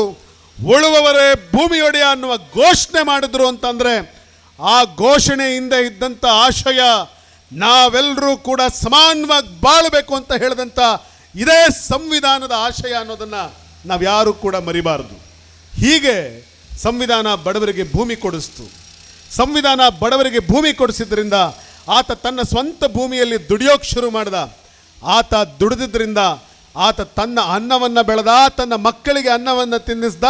27 ವರ್ಷಕ್ಕೆ ಸಾಯ್ತಾ ಇದ್ದಂಥ ಮಾಲ್ ನ್ಯೂಟ್ರಿಷನ್ ಇಂಡಿಯನ್ ಚೈಲ್ಡ್ ಹೊಟ್ಟೆ ತುಂಬ ಅನ್ನ ಸಿಕ್ತು. ಸರ್ಕಾರಗಳು ಬಂತು, ರ್ಯಾಷನ್ ವ್ಯವಸ್ಥೆಗಳನ್ನು ಮಾಡಿದ್ರು. ಯಾಕೆ ರ್ಯಾಷನ್ ವ್ಯವಸ್ಥೆ ಮಾಡಿದ್ರು ಅಂದರೆ, ನಮ್ಮ ಸಂವಿಧಾನದ ಆಶಯ ಇದಾಗಿತ್ತು, ಈ ದೇಶದಲ್ಲಿ ಶ್ರೀಮಂತ ಬದುಕೋದು, ಬಡವ ಅನ್ನವಿಲ್ಲದೆ ಸಾಯೋದು, ಇಂಥ ಸ್ಥಿತಿ ಬರಬಾರ್ದು ಅನ್ನುವಂಥ ಆಶಯ ನಮ್ಮ ಸಂವಿಧಾನದಲ್ಲಿ ಇತ್ತಾದ್ದರಿಂದ ಬಡವರಿಗೆ ರ್ಯಾಷನ್ ವ್ಯವಸ್ಥೆ ಆಯಿತು. ಹೊಟ್ಟೆ ತುಂಬ ಬಡ ಮಕ್ಕಳು ಊಟ ಮಾಡಿದ್ರು. ಆ ಕಾರಣದಿಂದಾಗಿ ಈ ದೇಶದ ಸಾಮಾನ್ಯ ಭಾರತೀಯ ಪ್ರಜೆಯ ಮಕ್ಕಳು ಆರೋಗ್ಯದಿಂದ ಬೆಳೆಯೋಕ್ಕೆ ಶುರು ಮಾಡಿದ್ರು. ಅವತ್ತು 27 ವರ್ಷಕ್ಕೆ ಹುಟ್ಟಿದ, 27 ವರ್ಷಕ್ಕೆ ಸಾಯ್ತಾ ಇದ್ದ ಮಗು ಇವತ್ತು 74 ವರ್ಷ ಮುದುಕನಾಗುವವರೆಗೂ ಬದುಕ್ತಿದ್ದಾನೆ ಭಾರತದಲ್ಲಿ. ಅಂದರೆ ಅದಕ್ಕೆ ಸಂವಿಧಾನ ಕಾರಣ. ಹೆಣ್ಣು ಮಕ್ಕಳಿಗೆ ಶಿಕ್ಷಣ ಯಾಕೆ ಅಂತ ಪ್ರಶ್ನೆ ಮಾಡ್ತಾ ಇದ್ದಾಗ, ಪುರುಷ ಮಹಿಳೆ ಎಲ್ಲರೂ ಸಮಾನ, ಎಲ್ಲರಿಗೂ ಸಮಾನವಾದ ಶಿಕ್ಷಣದ ಹಕ್ಕನ್ನು ಕೊಡಬೇಕು ಅಂತ ಸಂವಿಧಾನ ಪ್ರತಿಪಾದಿಸಿದ್ದ ಕಾರಣದಿಂದಲೇ ಮಹಿಳೆಯರ ಶಿಕ್ಷಣದ ಪ್ರಮಾಣ ಹೆಚ್ಚಾಯಿತು. ಒಂದು ಕಾಲದಲ್ಲಿ ವಿದ್ಯೆ ಅನ್ನೋದು ಯಾವುದೋ ಒಂದೋ ಎರಡೋ ಜಾತಿಗಳಿಗೆ ಮಾತ್ರ ಸೀಮಿತವಾಗಿತ್ತು. ಇಡೀ ದೇಶದ ಕೋಟ್ಯಾನುಕೋಟಿ ಜನರಿಗೆ ವಿದ್ಯೆ ಕನಸಿನ ಮಾತಾಗಿದ್ದಾಗ ಸರ್ಕಾರಿ ಶಾಲೆಗಳ ಮೂಲಕ ಈ ದೇಶದ ಎಲ್ಲ ಹಳ್ಳಿಗಾಡುಗಳಲ್ಲಿರುವಂಥ ಎಲ್ಲ ಜಾತಿಯ ಮಕ್ಕಳಿಗೆ ವಿದ್ಯಾಭ್ಯಾಸವನ್ನು ಕೊಡಬೇಕು ಅನ್ನೋ ತೀರ್ಮಾನವನ್ನು ಸಂವಿಧಾನದ ಆಶಯಕ್ಕೆ ಪೂರಕವಾಗಿ ಮಾಡಿದ್ದರಿಂದ ಈ ದೇಶದೊಳಗಡೆ ಶಿಕ್ಷಣದ ಪ್ರಮಾಣ ಹೆಚ್ಚೋಕ್ಕೆ ಶುರುವಾಯಿತು. ಯೋಚನೆ ಮಾಡಿ, ಹಾಗಾದರೆ ಸಂವಿಧಾನ ಇಲ್ಲದೆ ಹೋಗಿದ್ದಿದ್ರೆ ಭಾರತ ದೇಶದ ಪರಿಸ್ಥಿತಿ ಏನಾಗ್ತಾ ಇತ್ತು? ಸಂವಿಧಾನ ಇಲ್ಲದೆ ಹೋಗಿದ್ದಿದ್ರೆ ಈ ಜನಸಮೂಹದ ಪರಿಸ್ಥಿತಿ ಏನಾಗ್ತಾ ಇತ್ತು? ಭರತಣ್ಣ, ಇಡೀ ದೇಶ ಯಾವ ಪರಿಸ್ಥಿತಿಯೊಳಗಡೆ ಇತ್ತು ಸ್ವಾತಂತ್ರ್ಯ ಬರೋದಕ್ಕಿಂತ ಮುಂಚೆ ಅನ್ನೋದನ್ನು ನಾವೆಲ್ಲರೂ ಕೂಡ ಊಹಿಸಿ ನೋಡೋದಾದರೆ, ಬಾಬಾ ಸಾಹೇಬ್ ಅಂಬೇಡ್ಕರ್ ಇದ್ರ ಬಗ್ಗೆ ಅಪಾರವಾದಂಥ ಬೆಳಕನ್ನು ಚೆಲ್ತಾರೆ. ಇವತ್ತು ನಾವೆಲ್ಲರೂ ಸಮಾನವಾಗಿ ಕೂತಿದ್ದೀವಿ, ಎಲ್ಲರೂ ಸಮಾನವಾಗಿ ಕೂತಿದ್ದೀವಿ. ಇಲ್ಲಿ ಭಟ್ರಿದ್ದಾರೆ, ನಮ್ಮ ಲಕ್ಷ್ಮೀಶ್ ಭಟ್ರಿದ್ದಾರೆ, ಜಾನಿ ಅಣ್ಣ ಇದ್ದಾರೆ, ಭರತಣ್ಣ ಇದ್ದಾರೆ, ನಮ್ಮ ಬ್ಲಾಕ್ ಅಧ್ಯಕ್ಷರುಗಳಿದ್ದಾರೆ, ವೇದಿಕೆ ಮೇಲೆ ಪಾದ್ರಿ ಇದ್ದಾರೆ, ಮೌಲ್ವಿಗಳಿದ್ದಾರೆ, ಸರ್ಕಾರಿ ಅಧಿಕಾರಿಗಳಿದ್ದಾರೆ, ಜನಸಾಮಾನ್ಯರಿದ್ದಾರೆ, ಹೋರಾಟಗಾರರಿದ್ದಾರೆ. ಎಲ್ಲರೂ ಸಮಾನವಾಗಿ ಕೂತಿದ್ದೀವಲ್ವಾ? ಆದರೆ ಸಂವಿಧಾನ ಜಾರಿ ಆಗೋದಕ್ಕಿಂತ ಮುಂಚೆ ಹಿಂಗೆ ಕೂರ್ತಿದ್ವಾ? ಸಂವಿಧಾನ ಜಾರಿ ಆಗೋದಕ್ಕಿಂತ ಮುಂಚೆ ಒಬ್ಬ ಮೇಲೆ ಕೂರ್ತಿದ್ದ, ಒಂದು 4 ಜನ ಮೇಲೆ ಕೂರ್ತಿದ್ರು, ಉಳಿದವ್ರು ಯಾರೂ ಅವ್ರ ಪಕ್ಕ ಕೂತ್ಕೊಳ್ಳೋ ಹಾಗಿರಲಿಲ್ಲ. ಎಲ್ಲರಿಗೂ ಸಮಾನವಾಗಿ ಕೂತ್ಕೊಳ್ಳೋ ಅವಕಾಶವೂ ಇರಲಿಲ್ಲ. ಇವತ್ತು ಈ ಸಭೆಯಲ್ಲಿ ಮಹಿಳೆಯರು ಮೊದಲನೇ ಸಾಲಲ್ಲಿ ಕೂತ್ಕೊಂಡಿದ್ದಾರೆ, ಪುರುಷರು ಅವ್ರ ಹಿಂದೆ ಕೂತ್ಕೊಂಡಿದ್ದಾರೆ, ಪುರುಷರು ಅವ್ರ ಹಿಂದೆ ಕೂತಿದ್ದಾರೆ. ಸಂವಿಧಾನ ಜಾರಿ ಆಗಿಲ್ಲದೆ ಹೋಗಿದ್ರೆ ಮಹಿಳೆ ಈ ಸಭೆಯಲ್ಲಿ ಎಲ್ಲರಿಗೂ ಪುರುಷರಿಗೆ ಸಮಾನವಾಗಿ ಕೂತ್ಕೊಳ್ಳೋಕ್ಕೂ ಅವಕಾಶ ಸಿಗ್ತಿರಲಿಲ್ಲ. 70 ವರ್ಷಗಳ ಹಿಂದೆ, ಅಂದರೆ 75-76 ವರ್ಷಗಳ ಹಿಂದೆ ಸಂವಿಧಾನ ಜಾರಿ ಆಗೋದಕ್ಕಿಂತ ಮುಂಚೆ ನಾವು ಹುಟ್ಟಿದ್ರೆ ನಾವು ಈ ಸಮಾಜದಲ್ಲಿ ಏನನ್ನು ನೋಡ್ತಾ ಇದ್ವಿ? ಬಾಬಾ ಸಾಹೇಬರು ಅನೇಕ ಸರ್ತಿ ಇಂಥ ವಿಚಾರಗಳನ್ನು ಜನಗಳ ಮುಂದೆ ಇಟ್ಟು ಎಚ್ಚರಿಸುವಂಥ ಪ್ರಯತ್ನ ಮಾಡ್ತಾರೆ. ಅವತ್ತು ಒಬ್ಬ ಹೆಣ್ಣು ಮಗಳು ಗರ್ಭಿಣಿಯಾದರೆ ಅವಳನ್ನು ಏನಮ್ಮ ನಿನ್ನ ಮಗ ಏನಾಗಬೇಕು ಅಂತ ಪ್ರಶ್ನೆ ಕೇಳಿದರೆ ಆ ತಾಯಿ ಏನು ಉತ್ತರ ಕೊಡ್ತಿದ್ಲು ಗೊತ್ತೇನು? ಆ ಹೆಣ್ಣುಮಗಳು ಜಾಡ್ಮಾಲಿ ಸಮುದಾಯದ ಜಾತಿಯಲ್ಲಿ ಹುಟ್ಟಿದರೆ ಆ ತಾಯಿ ಹೇಳ್ತಾ ಇದ್ಲಂತೆ, ಹೆಚ್ಚೇನಿಲ್ಲ ಸ್ವಾಮಿ. ಆ ಗರ್ಭಿಣಿ ಹೆಣ್ಣುಮಗಳು ತನ್ನ ಹೊಟ್ಟೆ ಮುಟ್ಕೊಂಡು ಹೇಳ್ತಿದ್ದ ಮಾತೇನು ಅಂದರೆ, ಹೆಚ್ಚೇನಿಲ್ಲ ಸ್ವಾಮಿ, ನಾನು ನನ್ನ ಗಂಡ ಅವನು ಮಲ ಹೊರ್ತಿದ್ದಾನೆ, ನನ್ನ ಮಗನೂ ಕೂಡ ಮೊಲ ಹೊರ್ತಾನೆ ಸ್ವಾಮಿ. ಆ ಮೇಲ್ಜಾತಿಯವರ ಮಲನ ತಲೆ ಮೇಲೆ ಹೊತ್ಕೊಂಡು ಬದುಕ್ತಿದ್ದಾನೆ ನನ್ನ ಗಂಡ, ಮಗನೂ ಮಲ ಹೊರ್ತಾನೆ. ಜಾಡ್ಮಾಲಿ ಹೆಂಡತಿಯ ಕನಸು ತನ್ನ ಮಗನಿಗಾಗಿ ಇಷ್ಟೇ. ಚಮ್ಮಾರನ ಹೆಂಡತಿ ಕನಸೇನು? ಚಮ್ಮಾರನ ಹೆಂಡ್ತಿಗೆ ಏನಮ್ಮ ನಿನ್ನ ಮಗ ಏನಾಗಬೇಕು ಅಂತ ನೀನು ಕನಸು ಕಾಣ್ತೀಯ ಅಂತ ಕೇಳಿದ್ರೆ ಆ ಚಮ್ಮಾರನ ಹೆಂಡ್ತಿ ಹೇಳ್ತಿದ್ಲಂತೆ, ಏನಿಲ್ಲ ಸ್ವಾಮಿ, ಗಂಡ ಚಪ್ಪಲಿ ಹೊಲಿತಾನೆ, ನನ್ನ ಮಗನೂ ಕೂಡ ಚಪ್ಪಲಿ ಹೊಲಿತಾನೆ ಸ್ವಾಮಿ, ಇಷ್ಟೇ ನನ್ನ ಕನಸು. ಕುಂಬಾರನ ಹೆಂಡ್ತಿ ಕನಸೇನು? ಸ್ವಾಮಿ, ನನ್ನ ಗಂಡ ಮಡಿಕೆ ಮಾಡಿ ಬಿಸಿಲಲ್ಲಿ ಮಾರ್ತಿದ್ದಾನೆ, ನನ್ನ ಮಗನಾದರೂ ಒಂದು ಜೋಪಡಿ ಕೆಳಗಡೆ ಮಡಿಕೆ ಮಾಡಲಿ ಅಂತ ನಾನು ಆಸೆ ಪಡ್ತೀನಿ ಸ್ವಾಮಿ, ಅಷ್ಟೇ ಕುಂಬಾರನ ಹೆಂಡ್ತಿಯ ಕನಸು. ಕುರುಬನ ಹೆಂಡತಿ ಕನಸೇನು? ಸ್ವಾಮಿ, ನನ್ನ ಗಂಡ 100 ಕುರಿ ಸಾಕಿದ್ದಾನೆ, ನನ್ನ ಮಗನಾದರೂ 500 ಕುರಿ ಸಾಕ್ಬೇಕು ಸ್ವಾಮಿ, ಇಷ್ಟೇ ನನ್ನ ಕನಸು. ಗೊಲ್ಲನ ಹೆಂಡತಿ ಕನಸೇನು? ಸ್ವಾಮಿ, ನನ್ನ ಗಂಡ 50 ದನ ಸಾಕಿದ್ದಾನೆ, ನನ್ನ ಮಗ 100 ದನ ಸಾಕ್ಬೇಕು ಸ್ವಾಮಿ, ಇಷ್ಟೇ ಗೊಲ್ಲನ ಹೆಂಡತಿ ಕನಸು. ಒಬ್ಬ ಈಡಿಗ ಸಮುದಾಯದವನ ಹೆಂಡತಿ ಕನಸೇನು? ಸ್ವಾಮಿ, ನನ್ನ ಗಂಡ ಹೆಂಡ ಮಾರಿ ಬದುಕ್ತಿದ್ದಾನೆ, ನನ್ನ ಮಗನೂ ಹೆಂಡ ಮಾರಿ ಬದುಕ್ತಾನೆ ಸ್ವಾಮಿ, ಇಷ್ಟೇ ನನ್ನ ಕನಸು. ಚಮ್ಮಾರನ ಹೆಂಡತಿ ಕನಸು, ಕುಂಬಾರನ ಹೆಂಡತಿ ಕನಸು, ಕಮ್ಮಾರನ ಹೆಂಡತಿ ಕನಸು, ಬಡಕಿ ಹೆಂಡತಿ ಕನಸು, ಜಾಡ್ಮಾಲಿ ಹೆಂಡತಿ ಕನಸು, ಕುರುಬನ ಹೆಂಡತಿ ಕನಸು, ಗೊಲ್ಲನ ಹೆಂಡತಿ ಕನಸು, ಈಡಿಗನ ಹೆಂಡತಿಯ ಕನಸು, ಇಷ್ಟೇ ಇಡೀ ಸಮುದಾಯದ ತಳ ಸಮುದಾಯದ ಹೆಣ್ಣು ಮಕ್ಕಳು ತಮ್ಮ ಮಕ್ಕಳ ಭವಿಷ್ಯಕ್ಕಾಗಿ ಅವರಿಗಿದ್ದ ಕನಸು ಇಷ್ಟೇ. ಆದರೆ ಇವತ್ತು ಸಂವಿಧಾನ ಜಾರಿಗೊಂಡಿದೆ. ಇವತ್ತು ಈ ಯಾವ ಜಾತಿ ಸಮುದಾಯದ ಹೆಣ್ಣುಮಕ್ಕಳನ್ನು ನೀವು ಮಾತಾಡಿಸಿ, ಏನಮ್ಮ ನಿನ್ನ ಮಗ ಏನು ಆಗಬೇಕು ಅಂತ ಪ್ರಶ್ನೆ ಕೇಳಿದ್ರೆ ಆ ತಾಯಿ ಕೊಡೋ ಉತ್ತರ ಏನು ಗೊತ್ತಾ? ಸ್ವಾಮಿ, ನನ್ನ ಮಗ ಶಾಲೆ ಕಲಿಬೇಕು, ವಿದ್ಯಾವಂತನಾಗಬೇಕು, ಅವನು ಮೇಷ್ಟ್ರಾಗಬೇಕು, ಪ್ರೊಫೆಸರ್ ಆಗಬೇಕು, ಡಾಕ್ಟರ್ ಆಗಬೇಕು, ಇಂಜಿನಿಯರ್ ಆಗಬೇಕು, ಪೊಲೀಸ್ ಆಗಬೇಕು, IAS ಆಗಬೇಕು, IPS ಆಗಬೇಕು, ಅವನು ಸಾಧ್ಯ ಆದರೆ MLA ಆಗಬೇಕು, ಮುಖ್ಯಮಂತ್ರಿ ಆಗಬೇಕು, ಪ್ರಧಾನಮಂತ್ರಿ ಆಗಲಿ ನನ್ನ ಮಗ ಬೇಕಾದರೆ ದ್ರೌಪದಿ ಮುರ್ಮು ಥರ ರಾಷ್ಟ್ರಪತಿ ಆಗಲಿ ನನ್ನ ಮಗ ಅಂಥೇಳಿ ತಳ ಸಮುದಾಯದ ಜನ ಮಾತನಾಡೋ ಥರ ಮಾಡಿದೆ, ಆ ಕನಸು ಕಾಣೋ ಥರ ಮಾಡಿದೆ. ಅಂದರೆ ಆ ಕನಸನ್ನು ಕೊಟ್ಟಿದ್ದು ಇದೇ ಕಾನ್ಸ್ಟಿಟ್ಯೂಷನ್ ಆಫ್ ಇಂಡಿಯಾ, ಇದೇ ಭಾರತ ದೇಶದ ಸಂವಿಧಾನ ತಳ ಸಮುದಾಯದವರಿಗಿಂತ ಕನಸುಗಳನ್ನು ಕೊಟ್ಟಿದೆ. ಸಂವಿಧಾನವನ್ನು ನಾವು ಕೊಲ್ಲೋದು ಅಂದರೆ, ಈ ಸಂವಿಧಾನವನ್ನು ಮುಗಿಸೋದು ಅಂತಂದರೆ, ಯಾರೋ ಒಬ್ಬ ಮಾನಗೆಟ್ಟ ಒಬ್ಬ ಪಾರ್ಲಿಮೆಂಟಿನಲ್ಲಿ ಕೂತ್ಕೊಂಡಿದ್ದಂಥ ವ್ಯಕ್ತಿ ಇದೇ ಸಂವಿಧಾನದ ಶಕ್ತಿಯಿಂದ ಆತ ಪಾರ್ಲಿಮೆಂಟೇರಿಯನ್ ಆಗಿ ಕೂತ್ಕೋತಾನೆ. ಆದರೆ ಈ ಸಂವಿಧಾನ ಬದಲಾಯಿಸ್ತೀನಿ ಅಂತ ಮಾತಾಡ್ತಾನೆ. ಇನ್ಯಾರೋ ಒಬ್ಬರು ಮೊನ್ನೆ ಮಾತಾಡಿದ್ದಾರೆ, ಈ ಸಂವಿಧಾನ ಸರಿ ಇಲ್ಲ, ಈ ಸಂವಿಧಾನ ನಮಗನುಕೂಲವಾಗೋ ಥರ ಮಾಡಿಕೊಂಡು ನಾವು ನೋಡಬೇಕು ಅಂತಾರೆ. ಅಂದರೆ ಇವರ ಕನಸಿನ ಆಶಯ ಏನು ಅಂತಂದರೆ, ಮತ್ತದೇ ಈ ತಳ ಸಮುದಾಯದ ಜನ ಮತ್ತೆಂದೂ ತಲೆ ಎತ್ತಬಾರ್ದು ಅನ್ನೋ ಮಾತನ್ನು ಅವರು ಈ ರೀತಿಯಾಗಿ ಹೇಳುವ ಪ್ರಯತ್ನ ಮಾಡ್ತಾ ಇದ್ದಾರೆ. ಜಾಗೃತರಾಗಿ ಹೇಳಿ, ಎದ್ದೇಳಿ. ಈ ಸಂವಿಧಾನ ಉಳಿದ್ರೆ ನೀವೆಲ್ಲರೂ ಉಳಿತೀರಾ. ಈ ಸಂವಿಧಾನದ ಆಶಯಗಳು ಉಳಿದ್ರೆ ಸಮಾನತೆ ಉಳಿಯುತ್ತೆ. ಈ ಸಂವಿಧಾನದ ಆಶಯಗಳು ಉಳಿದ್ರೆ ನಿಮಗೆಲ್ಲರಿಗೂ ಕೂಡ ಬೆಳೆಯೋದಕ್ಕೆ ಸಮಾನವಾದ ಅವಕಾಶ ಸಿಗುತ್ತೆ. ಈ ಸಂವಿಧಾನ ಸತ್ತರೆ ಮತ್ತದೇ ಕತ್ತಲ ಪ್ರಪಂಚಕ್ಕೆ ನೀವು ಹೋಗ್ತೀರಿ. ಬಾಬಾ ಸಾಹೇಬ್ ಅಂಬೇಡ್ಕರ್ ಹೇಳಿದ್ರು, ಸಂವಿಧಾನ ಯಾರ ಕೈಯಲ್ಲಿ ಇದೆ ಅನ್ನೋದ್ರ ಮೇಲೆ, ಸಂವಿಧಾನ ಯಾರ ಕೈಯಲ್ಲಿ ಇದೆ ಅನ್ನೋದ್ರ ಮೇಲೆ ಸಂವಿಧಾನ ಈ ಸಮಾಜವನ್ನು ಯಾವ ರೀತಿ ಮುನ್ನಡೆಸುತ್ತೆ ಅನ್ನೋದು ತೀರ್ಮಾನ ಆಗುತ್ತೆ.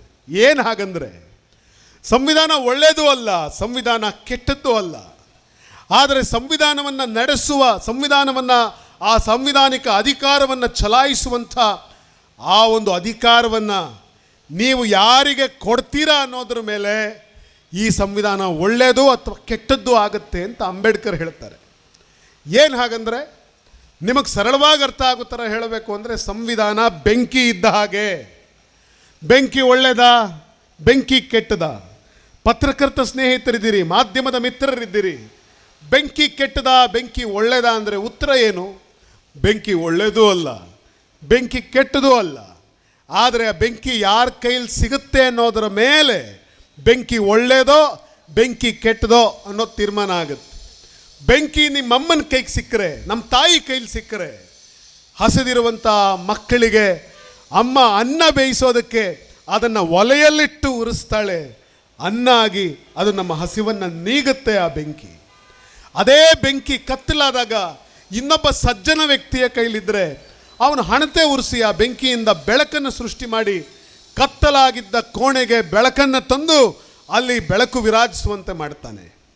ತುಂಬ ಚಳಿ ಇರೋವಂಥ ಪ್ರದೇಶವಾದರೆ, ಚಳಿಯಿಂದ ಜನ ನಡುಗ್ತಾ ಇದ್ದರೆ, ಒಬ್ಬ ಯೋಗ್ಯನ ಕೈಲಿ ಬೆಂಕಿ ಸಿಕ್ಕರೆ ಪುಟ್ಟದಾಗಿ ಒಂದು ಪುಟ್ಟ ಅಗ್ನಿಯ ಧ್ವನಿ ಹಾಕಿ ಅದರ ಸುತ್ತ ಕೂತು ಚಳಿ ಕಾಯಿಸೋದಕ್ಕೆ ಆ ಬೆಂಕಿಯನ್ನು ಬಳಸ್ತಾನೆ. ಅದೇ ಬೆಂಕಿ ಒಬ್ಬ ಅಯೋಗ್ಯನ ಕೈಲಿ ಸಿಕ್ಕರೆ ಆ ಬೆಂಕಿಯನ್ನು ತಗೊಂಡು ಬಡಬಗ್ಗರ ಗುಡಿಸಲಿಗೆ ಹಚ್ತಾನೆ, ಜನಸಾಮಾನ್ಯರ ಬದುಕಿಗೆ ಆ ಬೆಂಕಿಯನ್ನು ಹಚ್ತಾನೆ. ಆ ಮೂಲಕ ಆ ಬೆಂಕಿಯನ್ನು ಬಳಸ್ಕೊಂಡು ಬಡವರ ಬದುಕನ್ನು ನಾಶ ಮಾಡಿಬಿಡ್ತಾನೆ. ಈಗ ಹೇಳಿ, ಬೆಂಕಿ ಒಳಿತ, ಬೆಂಕಿ ಕೆಡುಕ ಅಂದರೆ ಬೆಂಕಿ ಒಳ್ಳೆಯದೂ ಅಲ್ಲ, ಕೆಟ್ಟದೂ ಅಲ್ಲ. ಆ ಬೆಂಕಿ ಯಾರ ಕೈಲಿ ಇದೆ ಅನ್ನೋದ್ರ ಮೇಲೆ ಅದರ ಒಳ್ಳೆಯದು ಮತ್ತು ಕೆಟ್ಟದು ತೀರ್ಮಾನ ಆಗುತ್ತೆ. ಅದೇ ಥರ ಈ ಸಂವಿಧಾನ ಅನ್ನೋಂಥ ಈ ಒಂದು ಮಹಾಶಕ್ತಿ, ಈ ದೇಶದ ಪ್ರಜೆಗಳು ಈ ಸಂವಿಧಾನವನ್ನು ನಡೆಸುವಂಥ ಶಕ್ತಿಯನ್ನು ನೀವು ಯಾರ ಕೈ ಕೊಡ್ತಿದ್ದೀರಿ? ಅದರಿಂದಾಗಿ ಈ ದೇಶದ ಭವಿಷ್ಯ ತೀರ್ಮಾನವಾಗುತ್ತೆ. ಸಂವಿಧಾನವನ್ನು ಪ್ರೀತಿಸುವವರು, ಸಂವಿಧಾನವನ್ನು ಗೌರವಿಸುವವರು ಕೈಲಿ ಕೊಟ್ಟರೆ ಅವರು ಬಡವರಿಗೆ ಭೂಮಿ ಕೊಡಬೇಕು ಅಂತ ಯೋಚನೆ ಮಾಡ್ತಾರೆ. ಅವರು ಈ ದೇಶದ ಸಂಪತ್ತು ಬಡವರಿಗೆ ಸೇರಬೇಕು ಅನ್ನುವಂಥ ಆಲೋಚನೆ ಮಾಡ್ತಾರೆ. ಎಲ್ರಿಗೂ ಸಮಾನವಾಗಿ ಸಿಗಬೇಕು ಅಂತ ಆಲೋಚನೆ ಮಾಡ್ತಾರೆ. ಸಂವಿಧಾನವನ್ನು ಯೋಗ್ಯರ ಕೈಲಿ ಕೊಟ್ಟರೆ ಎಲ್ಲರಿಗೂ ಶಿಕ್ಷಣ ಸಿಗಬೇಕು, ಎಲ್ಲರಿಗೂ ದುಡಿಯುವಂಥ ಹಕ್ಕು ಸಿಗಬೇಕು ಅಂತ ಯೋಚನೆ ಮಾಡ್ತಾರೆ. ಅದೇ ಸಂವಿಧಾನ ಅಯೋಗ್ಯರ ಕೈಲಿ ಸಿಕ್ಕರೆ, ದುಷ್ಟರ ಕೈಲಿ ಸಿಕ್ಕರೆ, ಅವರು ಈ ಸಂವಿಧಾನವನ್ನೇ ಬಳಸ್ಕೊಂಡು ಈ ದೇಶದ ಸಂಪತ್ತನ್ನು ಕೆಲವು ವ್ಯಕ್ತಿಗಳ ಹತ್ರ ಶೇಖರಣೆ ಆಗೋ ಥರ ನೋಡ್ಕೊಳ್ತಾರೆ. ಅದೇ ದುಷ್ಟರ ಕೈಲಿ ಅಧಿಕಾರ ಸಿಕ್ಕರೆ ಈ ಬಡವರ ಹತ್ರ ಇರುವಂಥ ಭೂಮಿಗಳನ್ನು ಕಿತ್ಕೊಂಡು, ರೈತರ ಭೂಮಿಗಳನ್ನು ಕಿತ್ಕೊಂಡು ಮಲ್ಟಿನ್ಯಾಷನಲ್ ಕಂಪ್ನಿಗಳಿಗೆ ಪರಭಾರೆ ಮಾಡೋದ್ರ ಬಗ್ಗೆ ಯೋಚನೆ ಮಾಡ್ತಾರೆ. ಅದೇ ದುಷ್ಟರ ಕೈಲಿ ಸಂವಿಧಾನ ಸಿಕ್ಕರೆ ನಾಜಿಗಳಂಥ ಆಳ್ವಿಕೆಯನ್ನು ತಂದು ಜನಸಾಮಾನ್ಯರ ಬದುಕಿಗೆ ಕೊಳ್ಳಿ ಇಡ್ತಾರೆ. ಹೀಗಾಗಿ ಬಂಧುಗಳೇ, ಸಂವಿಧಾನವನ್ನು ಚಲಾಯಿಸುವಂಥ ವ್ಯಕ್ತಿಗಳು ಯಾರಿದ್ದಾರೆ ಅವರು ಯೋಗ್ಯರಾಗಬೇಕು, ಪ್ರಬುದ್ಧರಾಗಬೇಕು, ಅವರು ಸಮತೆ ಮಮತೆಗಳ ಮೇಲೆ ನಂಬಿಕೆ ಇಟ್ಟವರಾಗಬೇಕು, ಅಂಥವರನ್ನು ಆಯ್ಕೆ ಮಾಡಬೇಕು. ಆದರೆ ಇವತ್ತು ನಾವು ಜನಪ್ರತಿನಿಧಿಗಳನ್ನು ಆಯ್ಕೆ ಮಾಡೋದಕ್ಕೆ ನಮ್ಮ ಮಾನದಂಡ ಏನು? ನಮ್ಮ ಮಾನದಂಡ ಒಂದೇ, ದುಡ್ಡು.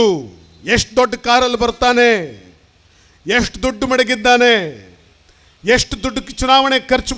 ಚುನಾವಣಾ ರಾಜಕೀಯ ಪಕ್ಷಗಳು, ನಾನು ಯಾವುದೋ ಒಂದು ಪಕ್ಷದ ಪರ ಮತ್ತೊಂದು ಪಕ್ಷದ ವಿರುದ್ಧ ಮಾತಾಡ್ತಾ ಇಲ್ಲ. ಎಲ್ಲ ರಾಜಕೀಯ ವ್ಯವಸ್ಥೆಯೇ ಆ ರೀತಿ ಹದಗೆಟ್ಟಿದೆ. ಯಾವ ರೀತಿ ಹದಗೆಟ್ಟಿದೆ ಅಂತ ಅಂದರೆ, ಹಣವಿಲ್ಲದವರು ಜನಪ್ರತಿನಿಧಿಗಳಾಗೋದಕ್ಕೆ ಸಾಧ್ಯ ಇಲ್ಲ ಅನ್ನುವ ಪರಿಸ್ಥಿತಿ ನಿರ್ಮಾಣ ಆಗಿದೆ. ಒಂದು ಕಾಲದಲ್ಲಿ ವಿಧಾನಸಭೆಯಲ್ಲಿ ಯಾರು ಇರ್ತಾ ಇದ್ರು, ಒಂದು ಕಾಲದಲ್ಲಿ ಪಾರ್ಲಿಮೆಂಟಲ್ಲಿ ಯಾರು ಇರ್ತಾ ಇದ್ರು? ರೈತ ಪರ ಹೋರಾಟಗಾರರು ಪಾರ್ಲಿಮೆಂಟಲ್ಲಿ ಇರ್ತಾ ಇದ್ರು. ದಲಿತ ದಮನಿತ ಸಮುದಾಯಗಳ ಪರವಾಗಿ ಧ್ವನಿ ಎತ್ತಿದಂಥವರು ಪಾರ್ಲಿಮೆಂಟ್ಗಳಲ್ಲಿ ವಿಧಾನಸಭೆಯಲ್ಲಿ ಇರ್ತಾ ಇದ್ರು. ಒಂದು ಕಾಲದಲ್ಲಿ ನೀವು ಇತಿಹಾಸವನ್ನು ತೆಗೆದು ನೋಡಿದ್ರೆ ಮಹಾನ್ ವಿಚಾರವಾದಿಗಳು, ಚಿಂತಕರು, ಹೋರಾಟಗಾರರು ಪಾರ್ಲಿಮೆಂಟಲ್ಲಿ ಇರ್ತಾ ಇದ್ರು. ಕಾರ್ಮಿಕ ಮುಖಂಡರು ಪಾರ್ಲಿಮೆಂಟಲ್ಲಿ ಇರ್ತಾ ಇದ್ರು. ಭೂ ಮಸೂದೆಯನ್ನು ಜಾರಿಗೊಳಿಸೋದಕ್ಕೋಸ್ಕರ ಸಂಘರ್ಷದ ಹಾದಿಯನ್ನು ಹಿಡಿದವರು ಪಾರ್ಲಿಮೆಂಟ್ಗಳಲ್ಲಿ ಇರ್ತಾ ಇದ್ರು, ವಿಧಾನಸಭೆಗಳಲ್ಲಿ ಇರ್ತಾ ಇದ್ರು. ಅವರಲ್ಲಿ ನಿಂತಾಗ ಕಾವ್ಯ, ಸಾಹಿತ್ಯ, ಧರ್ಮ, ದೇಶ ಎಲ್ಲವನ್ನೂ ಮಾತನಾಡ್ತಾ ಇದ್ರು. ಅವರು ಪಾರ್ಲಿಮೆಂಟಲ್ಲಿ ವಿಧಾನಸಭೆಯಲ್ಲಿ ನಿಂತರೆ ಈ ದೇಶದ ಎಕನಾಮಿಗಳ ಬಗ್ಗೆ ಮಾತಾಡ್ತಿದ್ರು, ಈ ದೇಶದ ಫಿನಾನ್ಷಿಯಲ್ ಕಂಡೀಷನ್ಸ್ ಬಗ್ಗೆ ಮಾತನಾಡ್ತಾ ಇದ್ರು, ಈ ದೇಶದ ಅಗ್ರೇರಿಯನ್ ಕ್ರೈಸಿಸ್ ಬಗ್ಗೆ ಮಾತನಾಡ್ತಾ ಇದ್ರು. ಅವರು ವಿಧಾನಸಭೆ ಮತ್ತು ಅವತ್ತು ಪಾರ್ಲಿಮೆಂಟ್ಗಳಲ್ಲಿ ನಿಂತರೆ ಅವರು ಈ ದೇಶದ ಡೆಮಾಕ್ರಸಿಯ ಬಗ್ಗೆ ಮಾತನಾಡ್ತಿದ್ರು, ಈ ದೇಶದ ಸಾಮಾಜಿಕ ನ್ಯಾಯದ ಬಗ್ಗೆ, ಸೋಷಿಯಲ್ ಜಸ್ಟಿಸ್ ಬಗ್ಗೆ ಮಾತಾಡ್ತಿದ್ರು. ಆದರೆ ಇವತ್ತು ನೀವು ವಿಧಾನಸಭೆ ಮತ್ತು ಪಾರ್ಲಿಮೆಂಟಲ್ಲಿ ನೋಡಿದರೆ ಬಹುತೇಕರು ಮಾತಾಡೋದೇನು ಅಂದರೆ ಕೇವಲ ಜಾತಿಗಳ ನಡುವೆ, ಧರ್ಮಗಳ ನಡುವೆ ಬೆಂಕಿ ಹಚ್ಚುವ ಮಾತನ್ನಾಡ್ತಿದ್ದಾರೆ ಹೊರತು ಅಲ್ಲಿ ಅಗ್ರೇರಿಯನ್ ಕ್ರೈಸಿಸ್ ಇಲ್ಲ, ಅಲ್ಲಿ ಫೈನಾನ್ಷಿಯಲ್ ಕ್ರೈಸಿಸ್ ಬಗ್ಗೆ ಚರ್ಚೆ ಇಲ್ಲ, ಅಲ್ಲಿ ಡೆಮಾಕ್ರಸಿ ಬಗ್ಗೆ ಚರ್ಚೆ ಇಲ್ಲ, ಸೋಷಿಯಲ್ ಜಸ್ಟಿಸ್ ಬಗ್ಗೆ ಚರ್ಚೆ ಇಲ್ಲ, ರೆವಿನ್ಯೂ ಬಗ್ಗೆ ಚರ್ಚೆ ಇಲ್ಲ. ಇದ್ಯಾವ ಚರ್ಚೆಗಳು ಕೂಡ ಇವತ್ತು ನಡೀತಿಲ್ಲ. ಇದಕ್ಕೆ ಕಾರಣ ಏನು? ಜನಸಾಮಾನ್ಯರು ಪ್ರಬುದ್ಧರಾಗದೆ ಹೋದರೆ ಸಂವಿಧಾನ ಸಾಯುತ್ತೆ. ಈ ಪ್ರಬುದ್ಧತೆಯನ್ನು, ಈ ಚಿಂತನಾ ಕ್ರಮವನ್ನು ಜನಸಾಮಾನ್ಯರಲ್ಲಿ ನೀವೆಲ್ಲರೂ ಬಿತ್ತದೇ ಹೋದರೆ ಈ ಸಂವಿಧಾನ ಸತ್ತು ಹೋಗುತ್ತೆ. ಇವತ್ತು ನಮಗೆ ಎಷ್ಟು ಮುಖ್ಯ ಆಗಿದೆ ಅಂದರೆ, ಒಬ್ಬ ಮುಸಲ್ಮಾನನಿಗೆ ನೋಡಪ್ಪ ಅವ್ರು ಯಾರೋ ನಿನ್ನ ಮಸೀದಿನ ಕೆಡುತ್ತಾ ಇದ್ದಾರೆ ಅಂತ ಗೊತ್ತಾದರೆ, ಮೌಲ್ವಿಗಳೇ ನೀವಿಲ್ಲಿದ್ದೀರಿ, ಮಚ್ಚು ಕೊಡ್ಲಿ ಹಿಡಿದು ಅವನು ಮಸೀದಿನ ಉಳಿಸೋದಕ್ಕೆ ನಿಂತ್ಕೋತಾನೆ. ಇನ್ಯಾರೋ ಒಬ್ಬ ದೇವಸ್ಥಾನವನ್ನೋ ಮಂದಿರವನ್ನೋ ಕೆಡುತ್ತಾನೆ ಅಂತ ಗೊತ್ತಾದರೆ ಇನ್ನೊಂದಷ್ಟು ಜನ ಮಚ್ಚು ಕೊಡ್ಲಿ ಹಿಡ್ಕೊಂಡು ನಿನ್ನ ದೇವಾಲಯ ಅಪಾಯದಲ್ಲಿದೆ ಅಂದರೆ ನಿಂತ್ಕೊಳ್ತಾನೆ. ಅದೇ ಸಂವಿಧಾನ ಅಪಾಯದಲ್ಲಿದೆ ಅಂತ ಹೇಳಿ ಯಾರೂ ತಲೆ ಕೆಡಿಸ್ಕೊಳ್ಳಲ್ಲ. ಮಗು ಸಂವಿಧಾನ ಅಪಾಯದಲ್ಲಿದೆಯಪ್ಪ, ಕಾಲೇಜ್ ಹುಡುಗ ಕ್ರಾಪ್ ಮಾಡಿಕೊಂಡು, ಕಟಿಂಗ್ ಮಾಡಿಕೊಂಡು, ಸಿಳ್ಳೆ ಹೊಡ್ಕೊಂಡು ರೋಡಲ್ಲಿ ಬೈಕಲ್ಲಿ ಹೋಗ್ತಾ ಇರ್ತಾನೆ. ಡಾಕ್ಟ್ರು, ಇಂಜಿನಿಯರು, IASಗಳು, ಅಧಿಕಾರಿಗಳು ಎಲ್ಲರೂ ಕೂಡ ಯಾರೂ ಕೂಡ ಸಂವಿಧಾನ ಅಪಾಯದಲ್ಲಿದೆ ಅಂದರೆ ನಿಶ್ಚಿಂತೆಯಿಂದ ಓಡಾಡ್ತಿರ್ತಾರೆ. ಆ ಸಂವಿಧಾನ ಇಲ್ಲದೆ ಹೋದರೆ ಈ ಸಮಾನತೆ ಸಿಗ್ತಿರಲಿಲ್ಲ, ಆ ಸಂವಿಧಾನ ಇಲ್ಲದೆ ಹೋದರೆ ಈ ಶಿಕ್ಷಣ ನಿನಗೆ ಸಿಗ್ತಾ ಇರಲಿಲ್ಲ, ಆ ಸಂವಿಧಾನ ಇಲ್ಲದೆ ಹೋದರೆ ಈ ಅಧಿಕಾರ ಸಿಗ್ತಿರಲಿಲ್ಲ.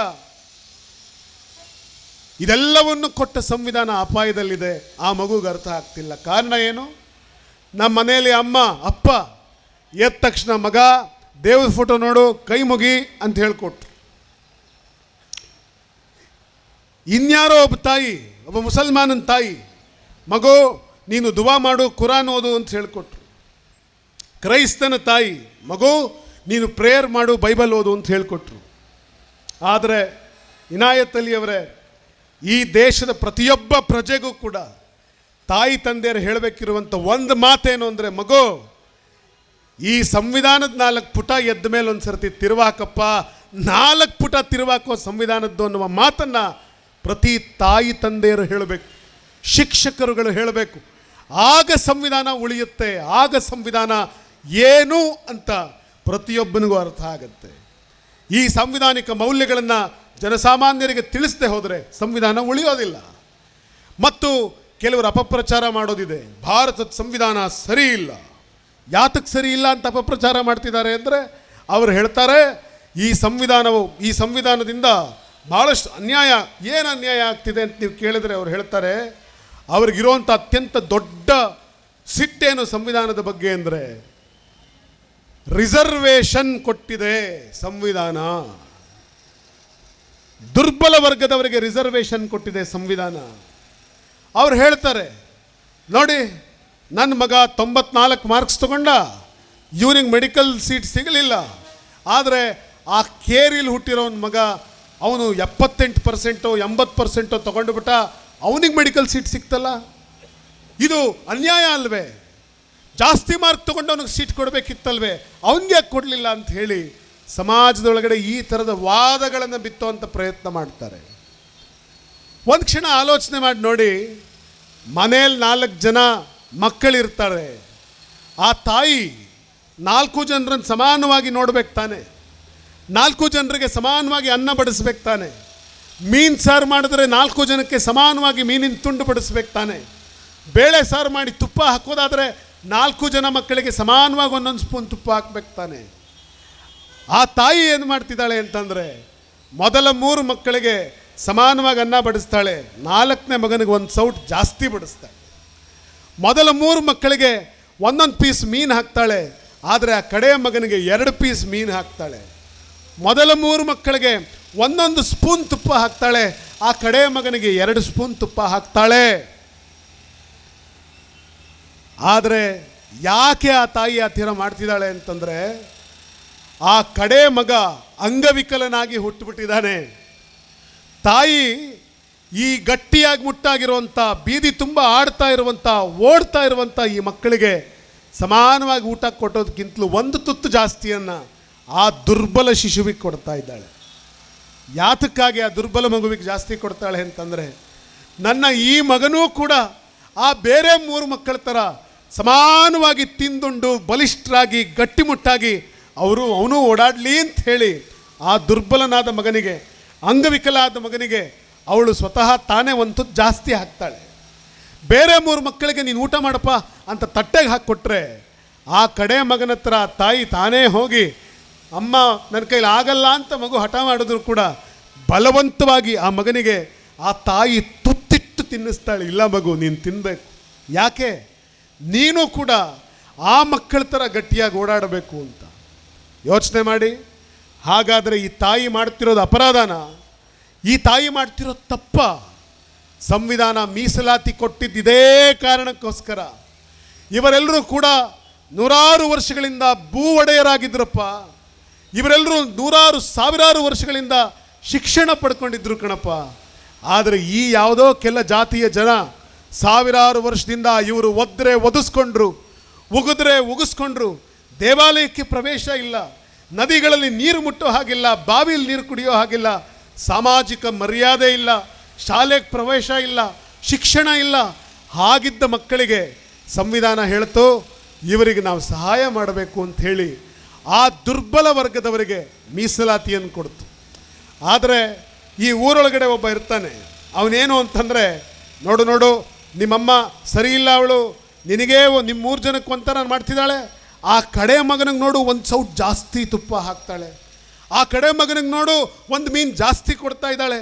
ಈ ತಾಯಿ ಸರಿ ಇಲ್ಲ ಅಂತೇಳಿ ತಾಯಿ ವಿರುದ್ಧ ಮಕ್ಕಳನ್ನು ಎತ್ಕೊಟ್ಟೋ ಪ್ರಯತ್ನ ಮಾಡುವಂಥ ಧೂರ್ತರಿದ್ದಾರಲ್ಲ, ಅವ್ರ ಬಗ್ಗೆ ಎಚ್ಚರಿಕೆ ವಹಿಸಿ.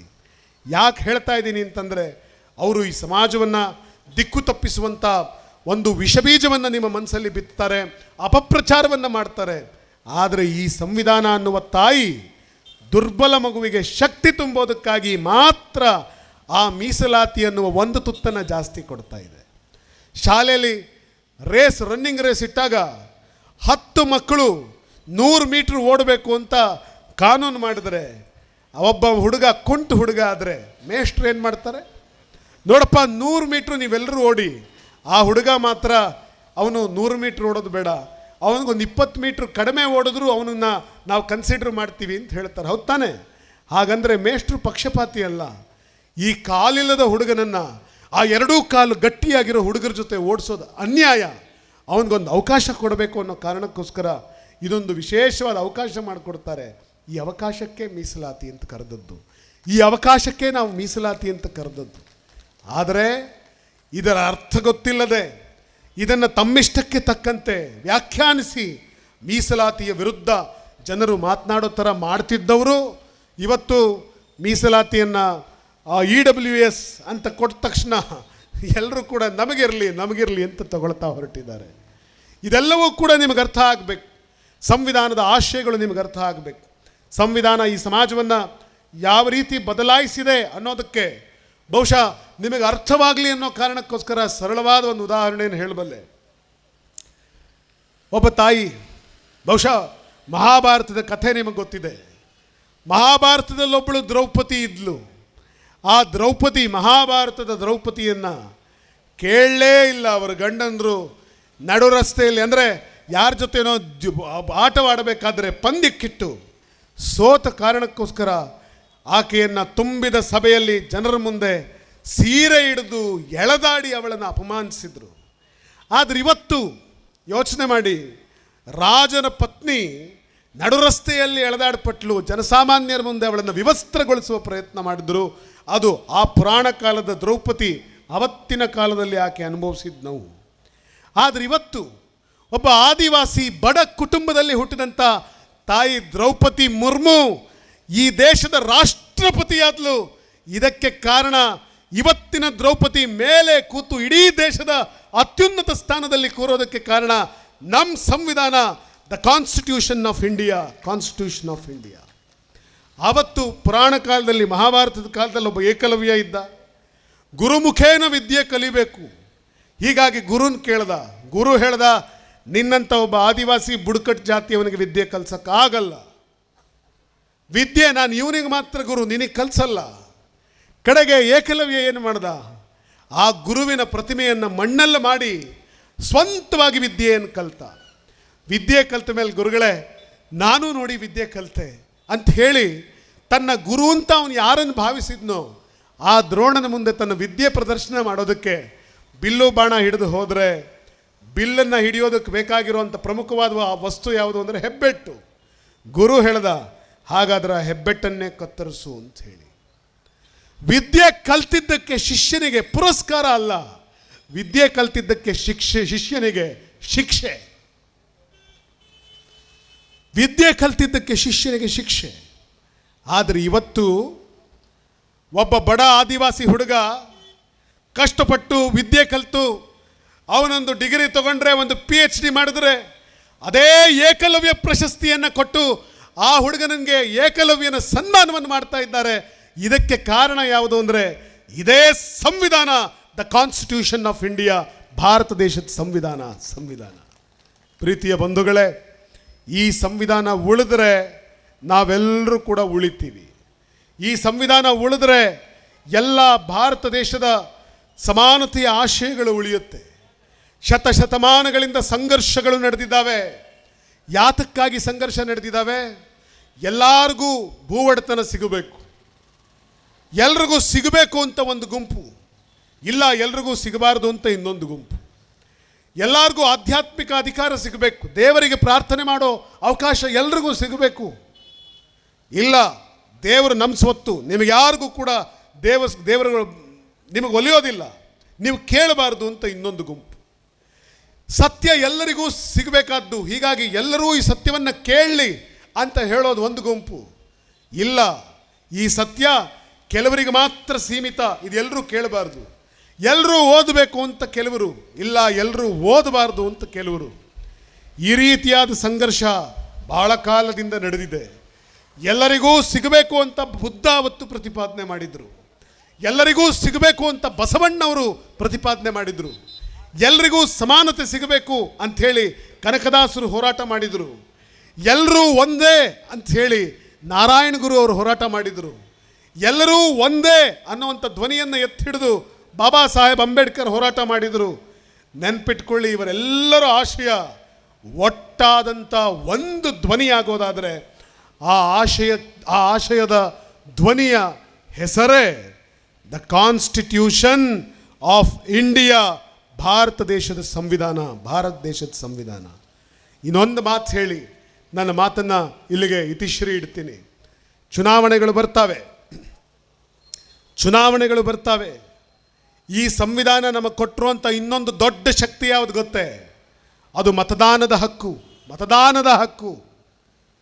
ನೋಡಿ, ಯೋಚನೆ ಮಾಡಿ, ಮತದಾನದ ಹಕ್ಕು ಯಾರಿಗೆ ಸಿಗಬೇಕು?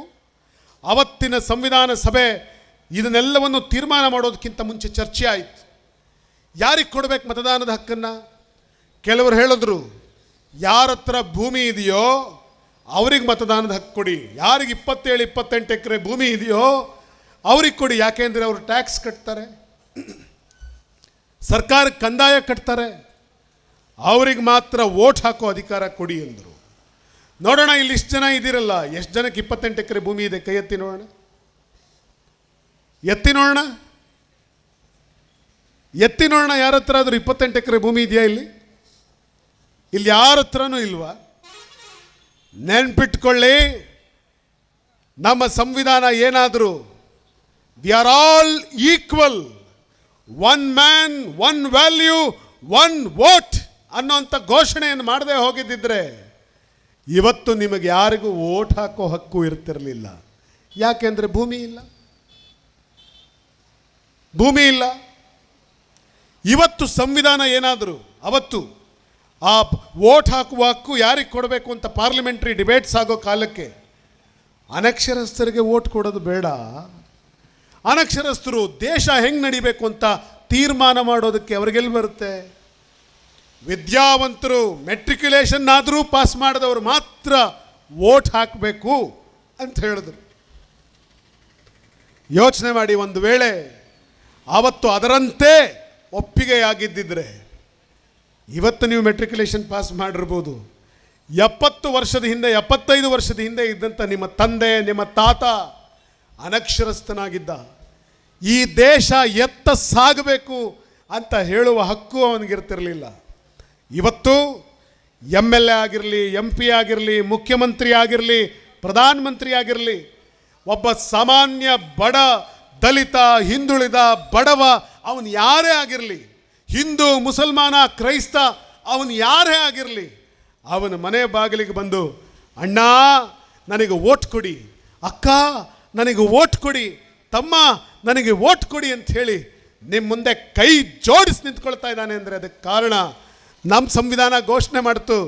ಶಿಕ್ಷಣ ಇದ್ದರೂ ಇಲ್ಲದೆ ಹೋದರು, ಶ್ರೀಮಂತನಾಗಿದ್ದರು ಬಡವನಾಗಿದ್ದರು, ಮೇಲ್ಜಾತಿಯವನಾಗಿದ್ದರು ಕೆಳಜಾತಿಯವನಾಗಿದ್ದರು, ಭೂ ಒಡೆಯನಾಗಿದ್ದರು ಭೂ ಒಡೆಯನಾಗಿಲ್ಲದೆ ಇದ್ದರು, ಎಲ್ಲ ಮನುಷ್ಯರಿಗೂ ಕೂಡ ಸಮಾನವಾದ ಮತದಾನದ ಹಕ್ಕನ್ನು ಕೊಡಬೇಕು. Therefore we declare one vote one value one man ಅನ್ನುವಂಥ ಮಾತನ್ನು ಏನು ಘೋಷಣೆ ಮಾಡಿದರು ನಮ್ಮ ಸಂವಿಧಾನದಲ್ಲಿ, ಈ ಕಾರಣಕ್ಕೋಸ್ಕರ ನಿಮಗೆಲ್ಲರಿಗೂ ಮತದಾನದ ಹಕ್ಕು ಸಿಕ್ತು. ಈ ಕಾರಣಕ್ಕಾಗಿ ದಲಿತರು MLAಗಳಾದರು, ಈ ಕಾರಣಕ್ಕಾಗಿ ಹಿಂದುಳಿದ ವರ್ಗದವರು ಮಂತ್ರಿಗಳಾದರು, ಮುಖ್ಯಮಂತ್ರಿಗಳಾದರು. ಈ ಕಾರಣಕ್ಕೋಸ್ಕರವೇ ದ್ರೌಪದಿ ಮುರ್ಮು ಇವತ್ತು ಭಾರತ ದೇಶದ ರಾಷ್ಟ್ರಪತಿಯಾದರು. KR ನಾರಾಯಣ್ ಥರದವರು ಈ ದೇಶದ ರಾಷ್ಟ್ರಪತಿಯಾದರು. ಇದನ್ನು ನೀವು ಚೆನ್ನಾಗಿ ತಲೆಯಲ್ಲಿಟ್ಕೊಳ್ಳಿ. ಕೈ ಮುಗಿದು ಕೇಳ್ತೇನೆ, ಈ ಸಂವಿಧಾನ ಈ ದೇಶವನ್ನು ಮುನ್ನಡೆಸುವಂಥ ಆ ಅಧಿಕಾರವನ್ನು ಯಾರಿಗೆ ಕೊಡಬೇಕು ಆ ತೀರ್ಮಾನವನ್ನು ಸಂವಿಧಾನ ನಿಮಗೆ ಕೊಟ್ಟಿದೆ. ಚುನಾವಣೆಗಳು ಬಂದಾಗ ಮರ ಒಂದು ಕೊಡ್ಡಲಿಗೆ ಓಟ್ ಹಾಕ್ತಾ ಇತ್ತಂತೆ. ಮರ ಚುನಾವಣೆ ಬಂದಾಗ ಕೊಡಲಿಗೆ ಓಟ್ ಹಾಕ್ತಾ ಇತ್ತಂತೆ.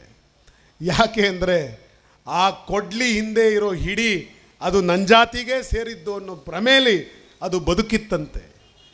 ಈ ಜಾತಿ ಧರ್ಮ ಮತ ಪಂಥ ಇವುಗಳ ಹೆಸರಲ್ಲಿ ನಿಮ್ಮ ತಲೆಯನ್ನು ಬದಲಾಯಿಸುವಂಥ ಜನಗಳಿಗೆ ಮತ ಕೊಡಬೇಡಿ. ಮತ ಕೊಡಬೇಕಾದ್ರೆ ಎಕಾನಮಿ ಬಗ್ಗೆ, ಫಿನಾನ್ಸ್ ಬಗ್ಗೆ, ಅಗ್ರೇರಿಯನ್ ಕ್ರೈಸಿಸ್ ಬಗ್ಗೆ, ರೆವಿನ್ಯೂ ಬಗ್ಗೆ, ಈ ದೇಶದ ಬಡವರ ಬಗ್ಗೆ, ಈ ದೇಶದ ಸೋಷಿಯಲ್ ಜಸ್ಟಿಸ್ ಬಗ್ಗೆ ಇವನ ಕಮಿಟ್ಮೆಂಟ್ ಏನು ಅದನ್ನು ಪ್ರಶ್ನೆ ಮಾಡಿ ಆಮೇಲೆ ಅವನಿಗೆ ಓಟ್ ಕೊಡಿ. ಅವನು ಯಾವ ಪಕ್ಷದಲ್ಲಾದರೂ ನಿಂತ್ಕೊಳ್ಳಿ, ಅವನು BJPಯ ಕಾಂಗ್ರೆಸ್ಸ ದಳವ ಅದನ್ನು ನಾನು ಹೇಳ್ತಾ ಇಲ್ಲ. ಆದರೆ ನಿಂತ್ಕೊಳ್ಳೋಂಥ ವ್ಯಕ್ತಿಗೆ ಈ ಮೌಲ್ಯ ಇದೆಯಾ ಅದನ್ನು ಪ್ರಶ್ನೆ ಮಾಡಿ.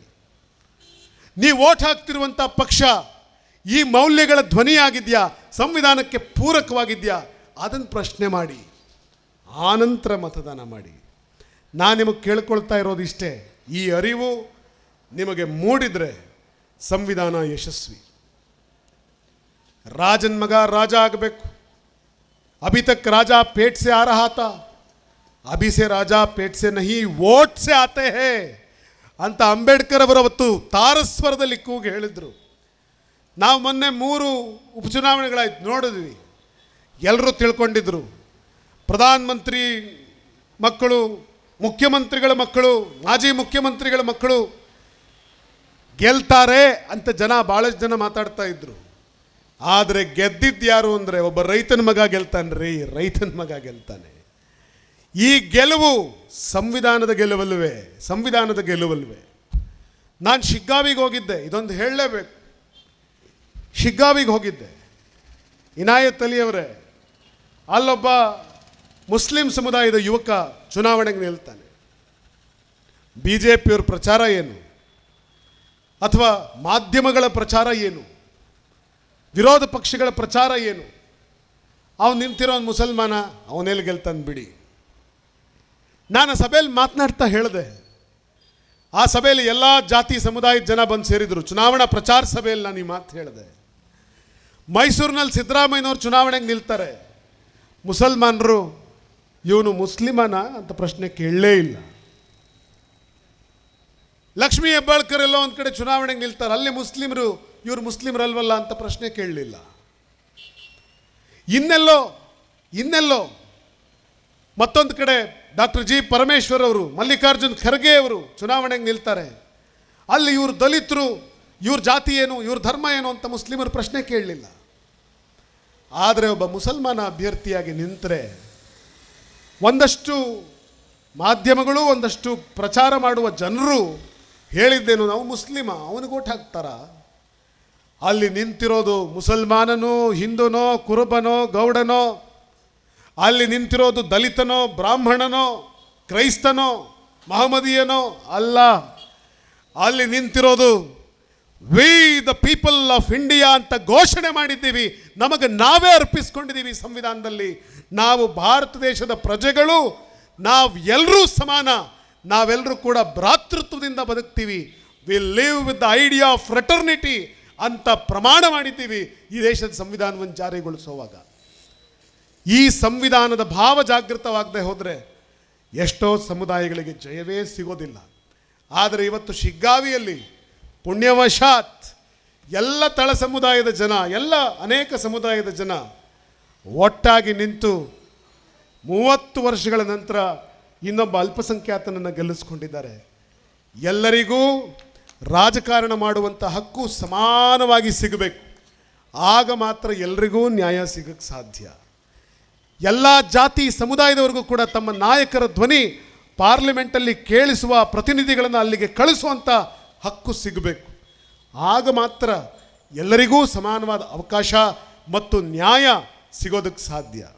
ಇಷ್ಟನ್ನು ಹೇಳ್ತಾ, ಪ್ರೀತಿಯ ಬಂಧುಗಳೇ, ಸಂವಿಧಾನ ಅನ್ನೋದೊಂದು ಕ್ಲಿಷ್ಟಕರವಾದ ಸಬ್ಜೆಕ್ಟ್.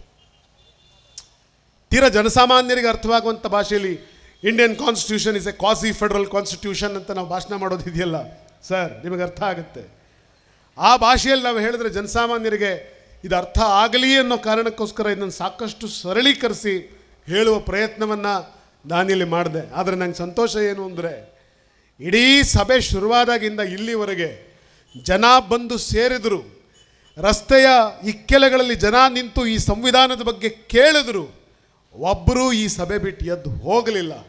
ಆ ಮಟ್ಟಕ್ಕೆ ಸಂವಿಧಾನದ ಬಗ್ಗೆ ನಿಮಗಿರೋವಂಥ ಶ್ರದ್ಧೆ ಈ ದೇಶದ ಭವಿಷ್ಯಕ್ಕೆ, ಈ ದೇಶಕ್ಕೆ ಖಂಡಿತವಾಗಿ ಭವಿಷ್ಯ ಇದೆ ಅನ್ನೋದಕ್ಕೆ ಒಂದು ಅದ್ಭುತವಾದ ನಿದರ್ಶನ ಅಂತ ಭಾವಿಸ್ತಾ ನಾನಿಲ್ಲಿಗೆ ನನ್ನ ಮಾತನ್ನು ಮುಗಿಸೋದಕ್ಕಿಂತ ಮುಂಚೆ ಒಂದು ಜಯಕಾರ ಹಾಕೋಣ. ಬೋಲೋ ಭಾರತ್ ಮಾತಾ ಕಿ, ಬೋಲೋ ಬಾಬಾ ಸಾಹೇಬ್ ಅಂಬೇಡ್ಕರ್ ಕಿ, ಬೋಲೋ ಭಾರತ್ ಕಾ ಸಂವಿಧಾನ ಕಿ.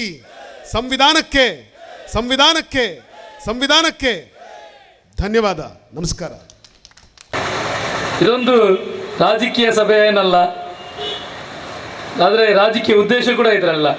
ಇದರಲ್ಲಿ ಸಮಾಜವನ್ನು ಪಕ್ಷ, ಮತ, ಧರ್ಮ ಎಂಬ ಒಂದು ಹಲವಾರು ಕಾರಣಗಳನ್ನು ಹಿಡಿದುಕೊಂಡು ಒಡೆಯುವಂತಹ ಒಂದು ಇಂದಿನ ಪರಿಸ್ಥಿತಿಯಲ್ಲಿ ಸಮಾಜವನ್ನು ಜೋಡಿಸುವಂತಹ ನಿಟ್ಟಿನಲ್ಲಿ ಇವತ್ತು ಒಂದು ಉತ್ತಮ ಕಾರ್ಯಕ್ರಮವನ್ನು ಪ್ರಜಾಧ್ವನಿ ಕರ್ನಾಟಕ ಹಮ್ಮಿಕೊಂಡು ಬರ್ತಾ ಇದೆ. ನಿಮಗೆಲ್ಲರಿಗೂ ಗೊತ್ತಿರುವ ಹಾಗೆ ಯಾವ ರೀತಿ ಕುರಾನ್ ನನಗೆ ಪವಿತ್ರವು, ನೀರಜ್ ಮೌರ್ಯರವರಿಗೆ ಭಗವದ್ಗೀತೆ ಪವಿತ್ರವು, ಅದೇ ನಮ್ಮ ಫಾದರ್ ಅವರಿಗೆ ಬೈಬಲ್ ಪವಿತ್ರವು, ನಮಗೆಲ್ಲ ಭಾರತೀಯರಿಗೆ ಇವತ್ತು ನಮ್ಮ ಸಂವಿಧಾನ ಪವಿತ್ರವಾದ ಒಂದು ಗ್ರಂಥ ಅಂತ ಹೇಳಲಿಕ್ಕೆ ನಾನು ಇಚ್ಛಿಸ್ತಾ ಇದ್ದೇನೆ. ಇವತ್ತು ಈ ಸಂವಿಧಾನಕ್ಕೆ ಅಪಪ್ರಚಾರವನ್ನು ಮಾಡುವಂಥ, ಅದನ್ನು ಸಂವಿಧಾನದ ಆಶಯವನ್ನು ನಾಶಪಡಿಸುವಂಥ ಒಂದು ಪ್ರಯತ್ನ ಮಾಡುತ್ತಿರುವ ಇಂತಹ ಸಂದರ್ಭದಲ್ಲಿ ನಮ್ಮನ್ನು ಎದ್ದೇಳಿಸುವಂಥ ಒಂದು ಕಾರ್ಯಕ್ರಮವನ್ನು ಪ್ರಜಾಧ್ವನಿ ಕರ್ನಾಟಕದವರು ಮಾಡ್ತಾ ಇದ್ದಾರೆ. ನಿಜವಾಗಿಯೂ ಇದನ್ನು ಇನ್ನು ಮುಂದೆಯೂ ರಾಜ್ಯದ ಎಲ್ಲ ಕಡೆ, ನಮ್ಮ ಜಿಲ್ಲೆಯ ಎಲ್ಲ, ನಮ್ಮ ಭಾಗದಲ್ಲಿ ಸುರತ್ಕಲ್ ಭಾಗ, ಮಂಗಳೂರು ಕಡೆ, ರಾಜ್ಯದ ಎಲ್ಲ ಕಡೆ ಪಸರಿಸುವಂತಹ ಕೆಲಸ ನೀವು ಮಾಡಬೇಕೆಂಬ ಮಾತನ್ನು ಹೇಳುತ್ತಾ, ಈಗಾಗಲೇ ನಮ್ಮ ಇವರು ತುಂಬ ಮಾತಾಡಿದ್ದಾರೆ. ಅವರಾಗಿ ಮಾತಾಡಲಿಕ್ಕೆ ಬರೋದಿಲ್ಲ, ನಾನು ಆ ಥರ ವಾಗ್ಮಿಯೂ ಅಲ್ಲ. ನಮಗೆ ಸಂವಿಧಾನದ ಬಗ್ಗೆ ಬಿಡಿಸಿ, ಎಲೆಯಾಗಿ ಬಿಡಿಸಿ ಹೇಳಿದ್ದಾರೆ. ಖಂಡಿತವಾಗಿಯೂ ಈ ದೇಶವನ್ನು ಉಳಿಸುವ ಕೆಲಸ ಯಾವ ರೀತಿ ನಮ್ಮ ದೇಶವನ್ನು ಒಂದು ಮಾಡಿದ ನಮ್ಮ ಜವಾಹರ್ಲಾಲ್ ನೆಹರು ಗಾಂಧೀಜಿಯವರ ಮೂಲಕ ದೇಶಕ್ಕೆ ಸ್ವಾತಂತ್ರ್ಯ ಹೋರಾಡಿ ಅದನ್ನು ಉಳಿಸುವ ಕೆಲಸ ನೀವೆಲ್ಲರೂ ಸೇರಿ ದೇಶ ಕಟ್ಟುವ ಕೆಲಸ ಮಾಡೋಣ. ಪ್ರಜಾಧ್ವನಿ ಕರ್ನಾಟಕಕ್ಕೆ ನನ್ನ ಒಂದು ಮನವಿ, ನನ್ನ ನಾಯಕರಾದಂಥ DK ಶಿವಕುಮಾರ್ ಅವರು ಒಂದು ಮಾತು ಹೇಳ್ತಾರೆ ಯಾವಾಗಲೂ. ಸರ್, ನಿಮಗೆ ಗೊತ್ತಿರ್ಬೋದು, ನೀವು ಎಲ್ಲ ಕಾರ್ಯಕ್ರಮದಲ್ಲಿ ಅವ್ರ ಜೊತೆಗೆ ಇರ್ತೀರಿ. ಜೊತೆಗೂಡುವುದು ಆರಂಭ, ಜೊತೆಗೂಡಿ ಯೋಚಿಸುವುದು ಪ್ರಗತಿ, ಜೊತೆಗೂಡಿ ಕೆಲಸ ಮಾಡುವುದು ಯಶಸ್ಸು ಅಂತ. ಖಂಡಿತವಾಗಿಯೂ ನೀವೆಲ್ಲರೂ ಇವತ್ತು ಜೊತೆಗೂಡಿದ್ದೀರಿ. ನಾವೆಲ್ಲ ಸೇರಿ ಈ ಕಾರ್ಯಕ್ರಮವನ್ನು ಯಶಸ್ವಿ ಮಾಡಿ ದೇಶ ಕಟ್ಟುವ ಕೆಲಸದಲ್ಲಿ ಒಂದಾಗೋಣ ಎಂಬ ಮಾತನ್ನು ಹೇಳುತ್ತಾ, ನಿಮ್ಮೆಲ್ಲರ ಪ್ರೀತಿ ವಿಶ್ವಾಸ ನನ್ನೊಂದಿಗಿರಲಿ. ನಮ್ಮ ಲಕ್ಷ್ಮೀಶ್ ಭಟ್ರು ನನ್ನ ಎಲ್ಲ ಕಷ್ಟ ಸುಖದಲ್ಲಿ ನನ್ನ ಜೊತೆಗಿರುವವರು, ಅದೇ ರೀತಿ ನಮ್ಮ ಜಾನ್ ನನ್ನ ಜೊತೆಗೆ ಎಲ್ಲ ಕೆಲಸದಲ್ಲಿ ನಮ್ಮೊಟ್ಟಿಗೆ ಬರ್ತಾ ಇರ್ತಾರೆ. 15 ದಿವಸಕ್ಕೆ ಒಂದ್ಸಲ ಏನು ಕೆಲಸ ಇಲ್ಲ ಇದ್ರೂ ನಮ್ಮ ಒಂದು ಮುಖ ನೋಡಿ ಮಾತಾಡಿಕೊಂಡು ಹೋಗುವ ಒಂದು ಪ್ರೀತಿಯಿಂದ ಬರ್ತಾರೆ. ನೀವು ಕರೆಯುವಾಗ, ಇಂಥ ಒಂದು ಉತ್ತಮ ಕೆಲಸಕ್ಕೆ ಕರೆಯುವಾಗ ನನಗೆ ಬರಲಿಕ್ಕೆ ಆಗಲ್ಲ ಅಂತ ಹೇಳಲಿಕ್ಕೆ ಆಗಲಿಲ್ಲ. ಖಂಡಿತವಾಗಿಯೂ ನಿಮ್ಮ ಪ್ರೀತಿಯಿಂದ ಬಂದಿದ್ದೇನೆ. ಇಂಥ ಕೆಲಸದಲ್ಲಿ ಖಂಡಿತವಾಗಿಯೂ ಇನ್ನು ಮುಂದೆಯೂ ಕೂಡ ಎಲ್ಲ ಕಡೆ ನಾನು ನಿಮ್ಮ ಜೊತೆಗೆ ಇದ್ದೇನೆ ಎಂಬ ಮಾತನ್ನು ಹೇಳಿ ನನ್ನ 2 ಮಾತನ್ನು ಮುಗಿಸ್ತೇನೆ. ಜೈ ಹಿಂದ್, ಜೈ ಸಂವಿಧಾನ್. ಅತ್ತೆ, ಇದು ನನ್ನ ಬರ್ಡೇ ಗಿಫ್ಟ್. ಇದೆಲ್ಲ ಜೀವನದಲ್ಲಿ ನನಗೋಸ್ಕರ ತಗೊಂಡ್ಬಂದಿದ್ದಾರೆ. ನಿನ್ ಮೇಲೆ ತುಂಬಾ ಚೆನ್ನಾಗಿ ಕಾಣುತ್ತೆ. ಇದು ತುಂಬಾ ಚೆನ್ನಾಗಿದೆ ಅಲ್ವಾ? ತುಂಬಾ ಚೆನ್ನಾಗಿದೆ.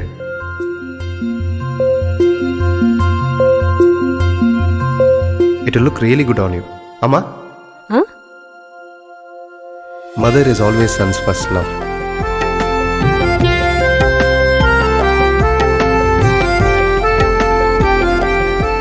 ಪ್ರತಿ ಪೀಳಿಗೆಯ ಪ್ರೀತಿಯ ಮಳಿಗೆ GL ಆಚಾರ್ಯ ಜುವೆಲ್ಲರ್ಸ್.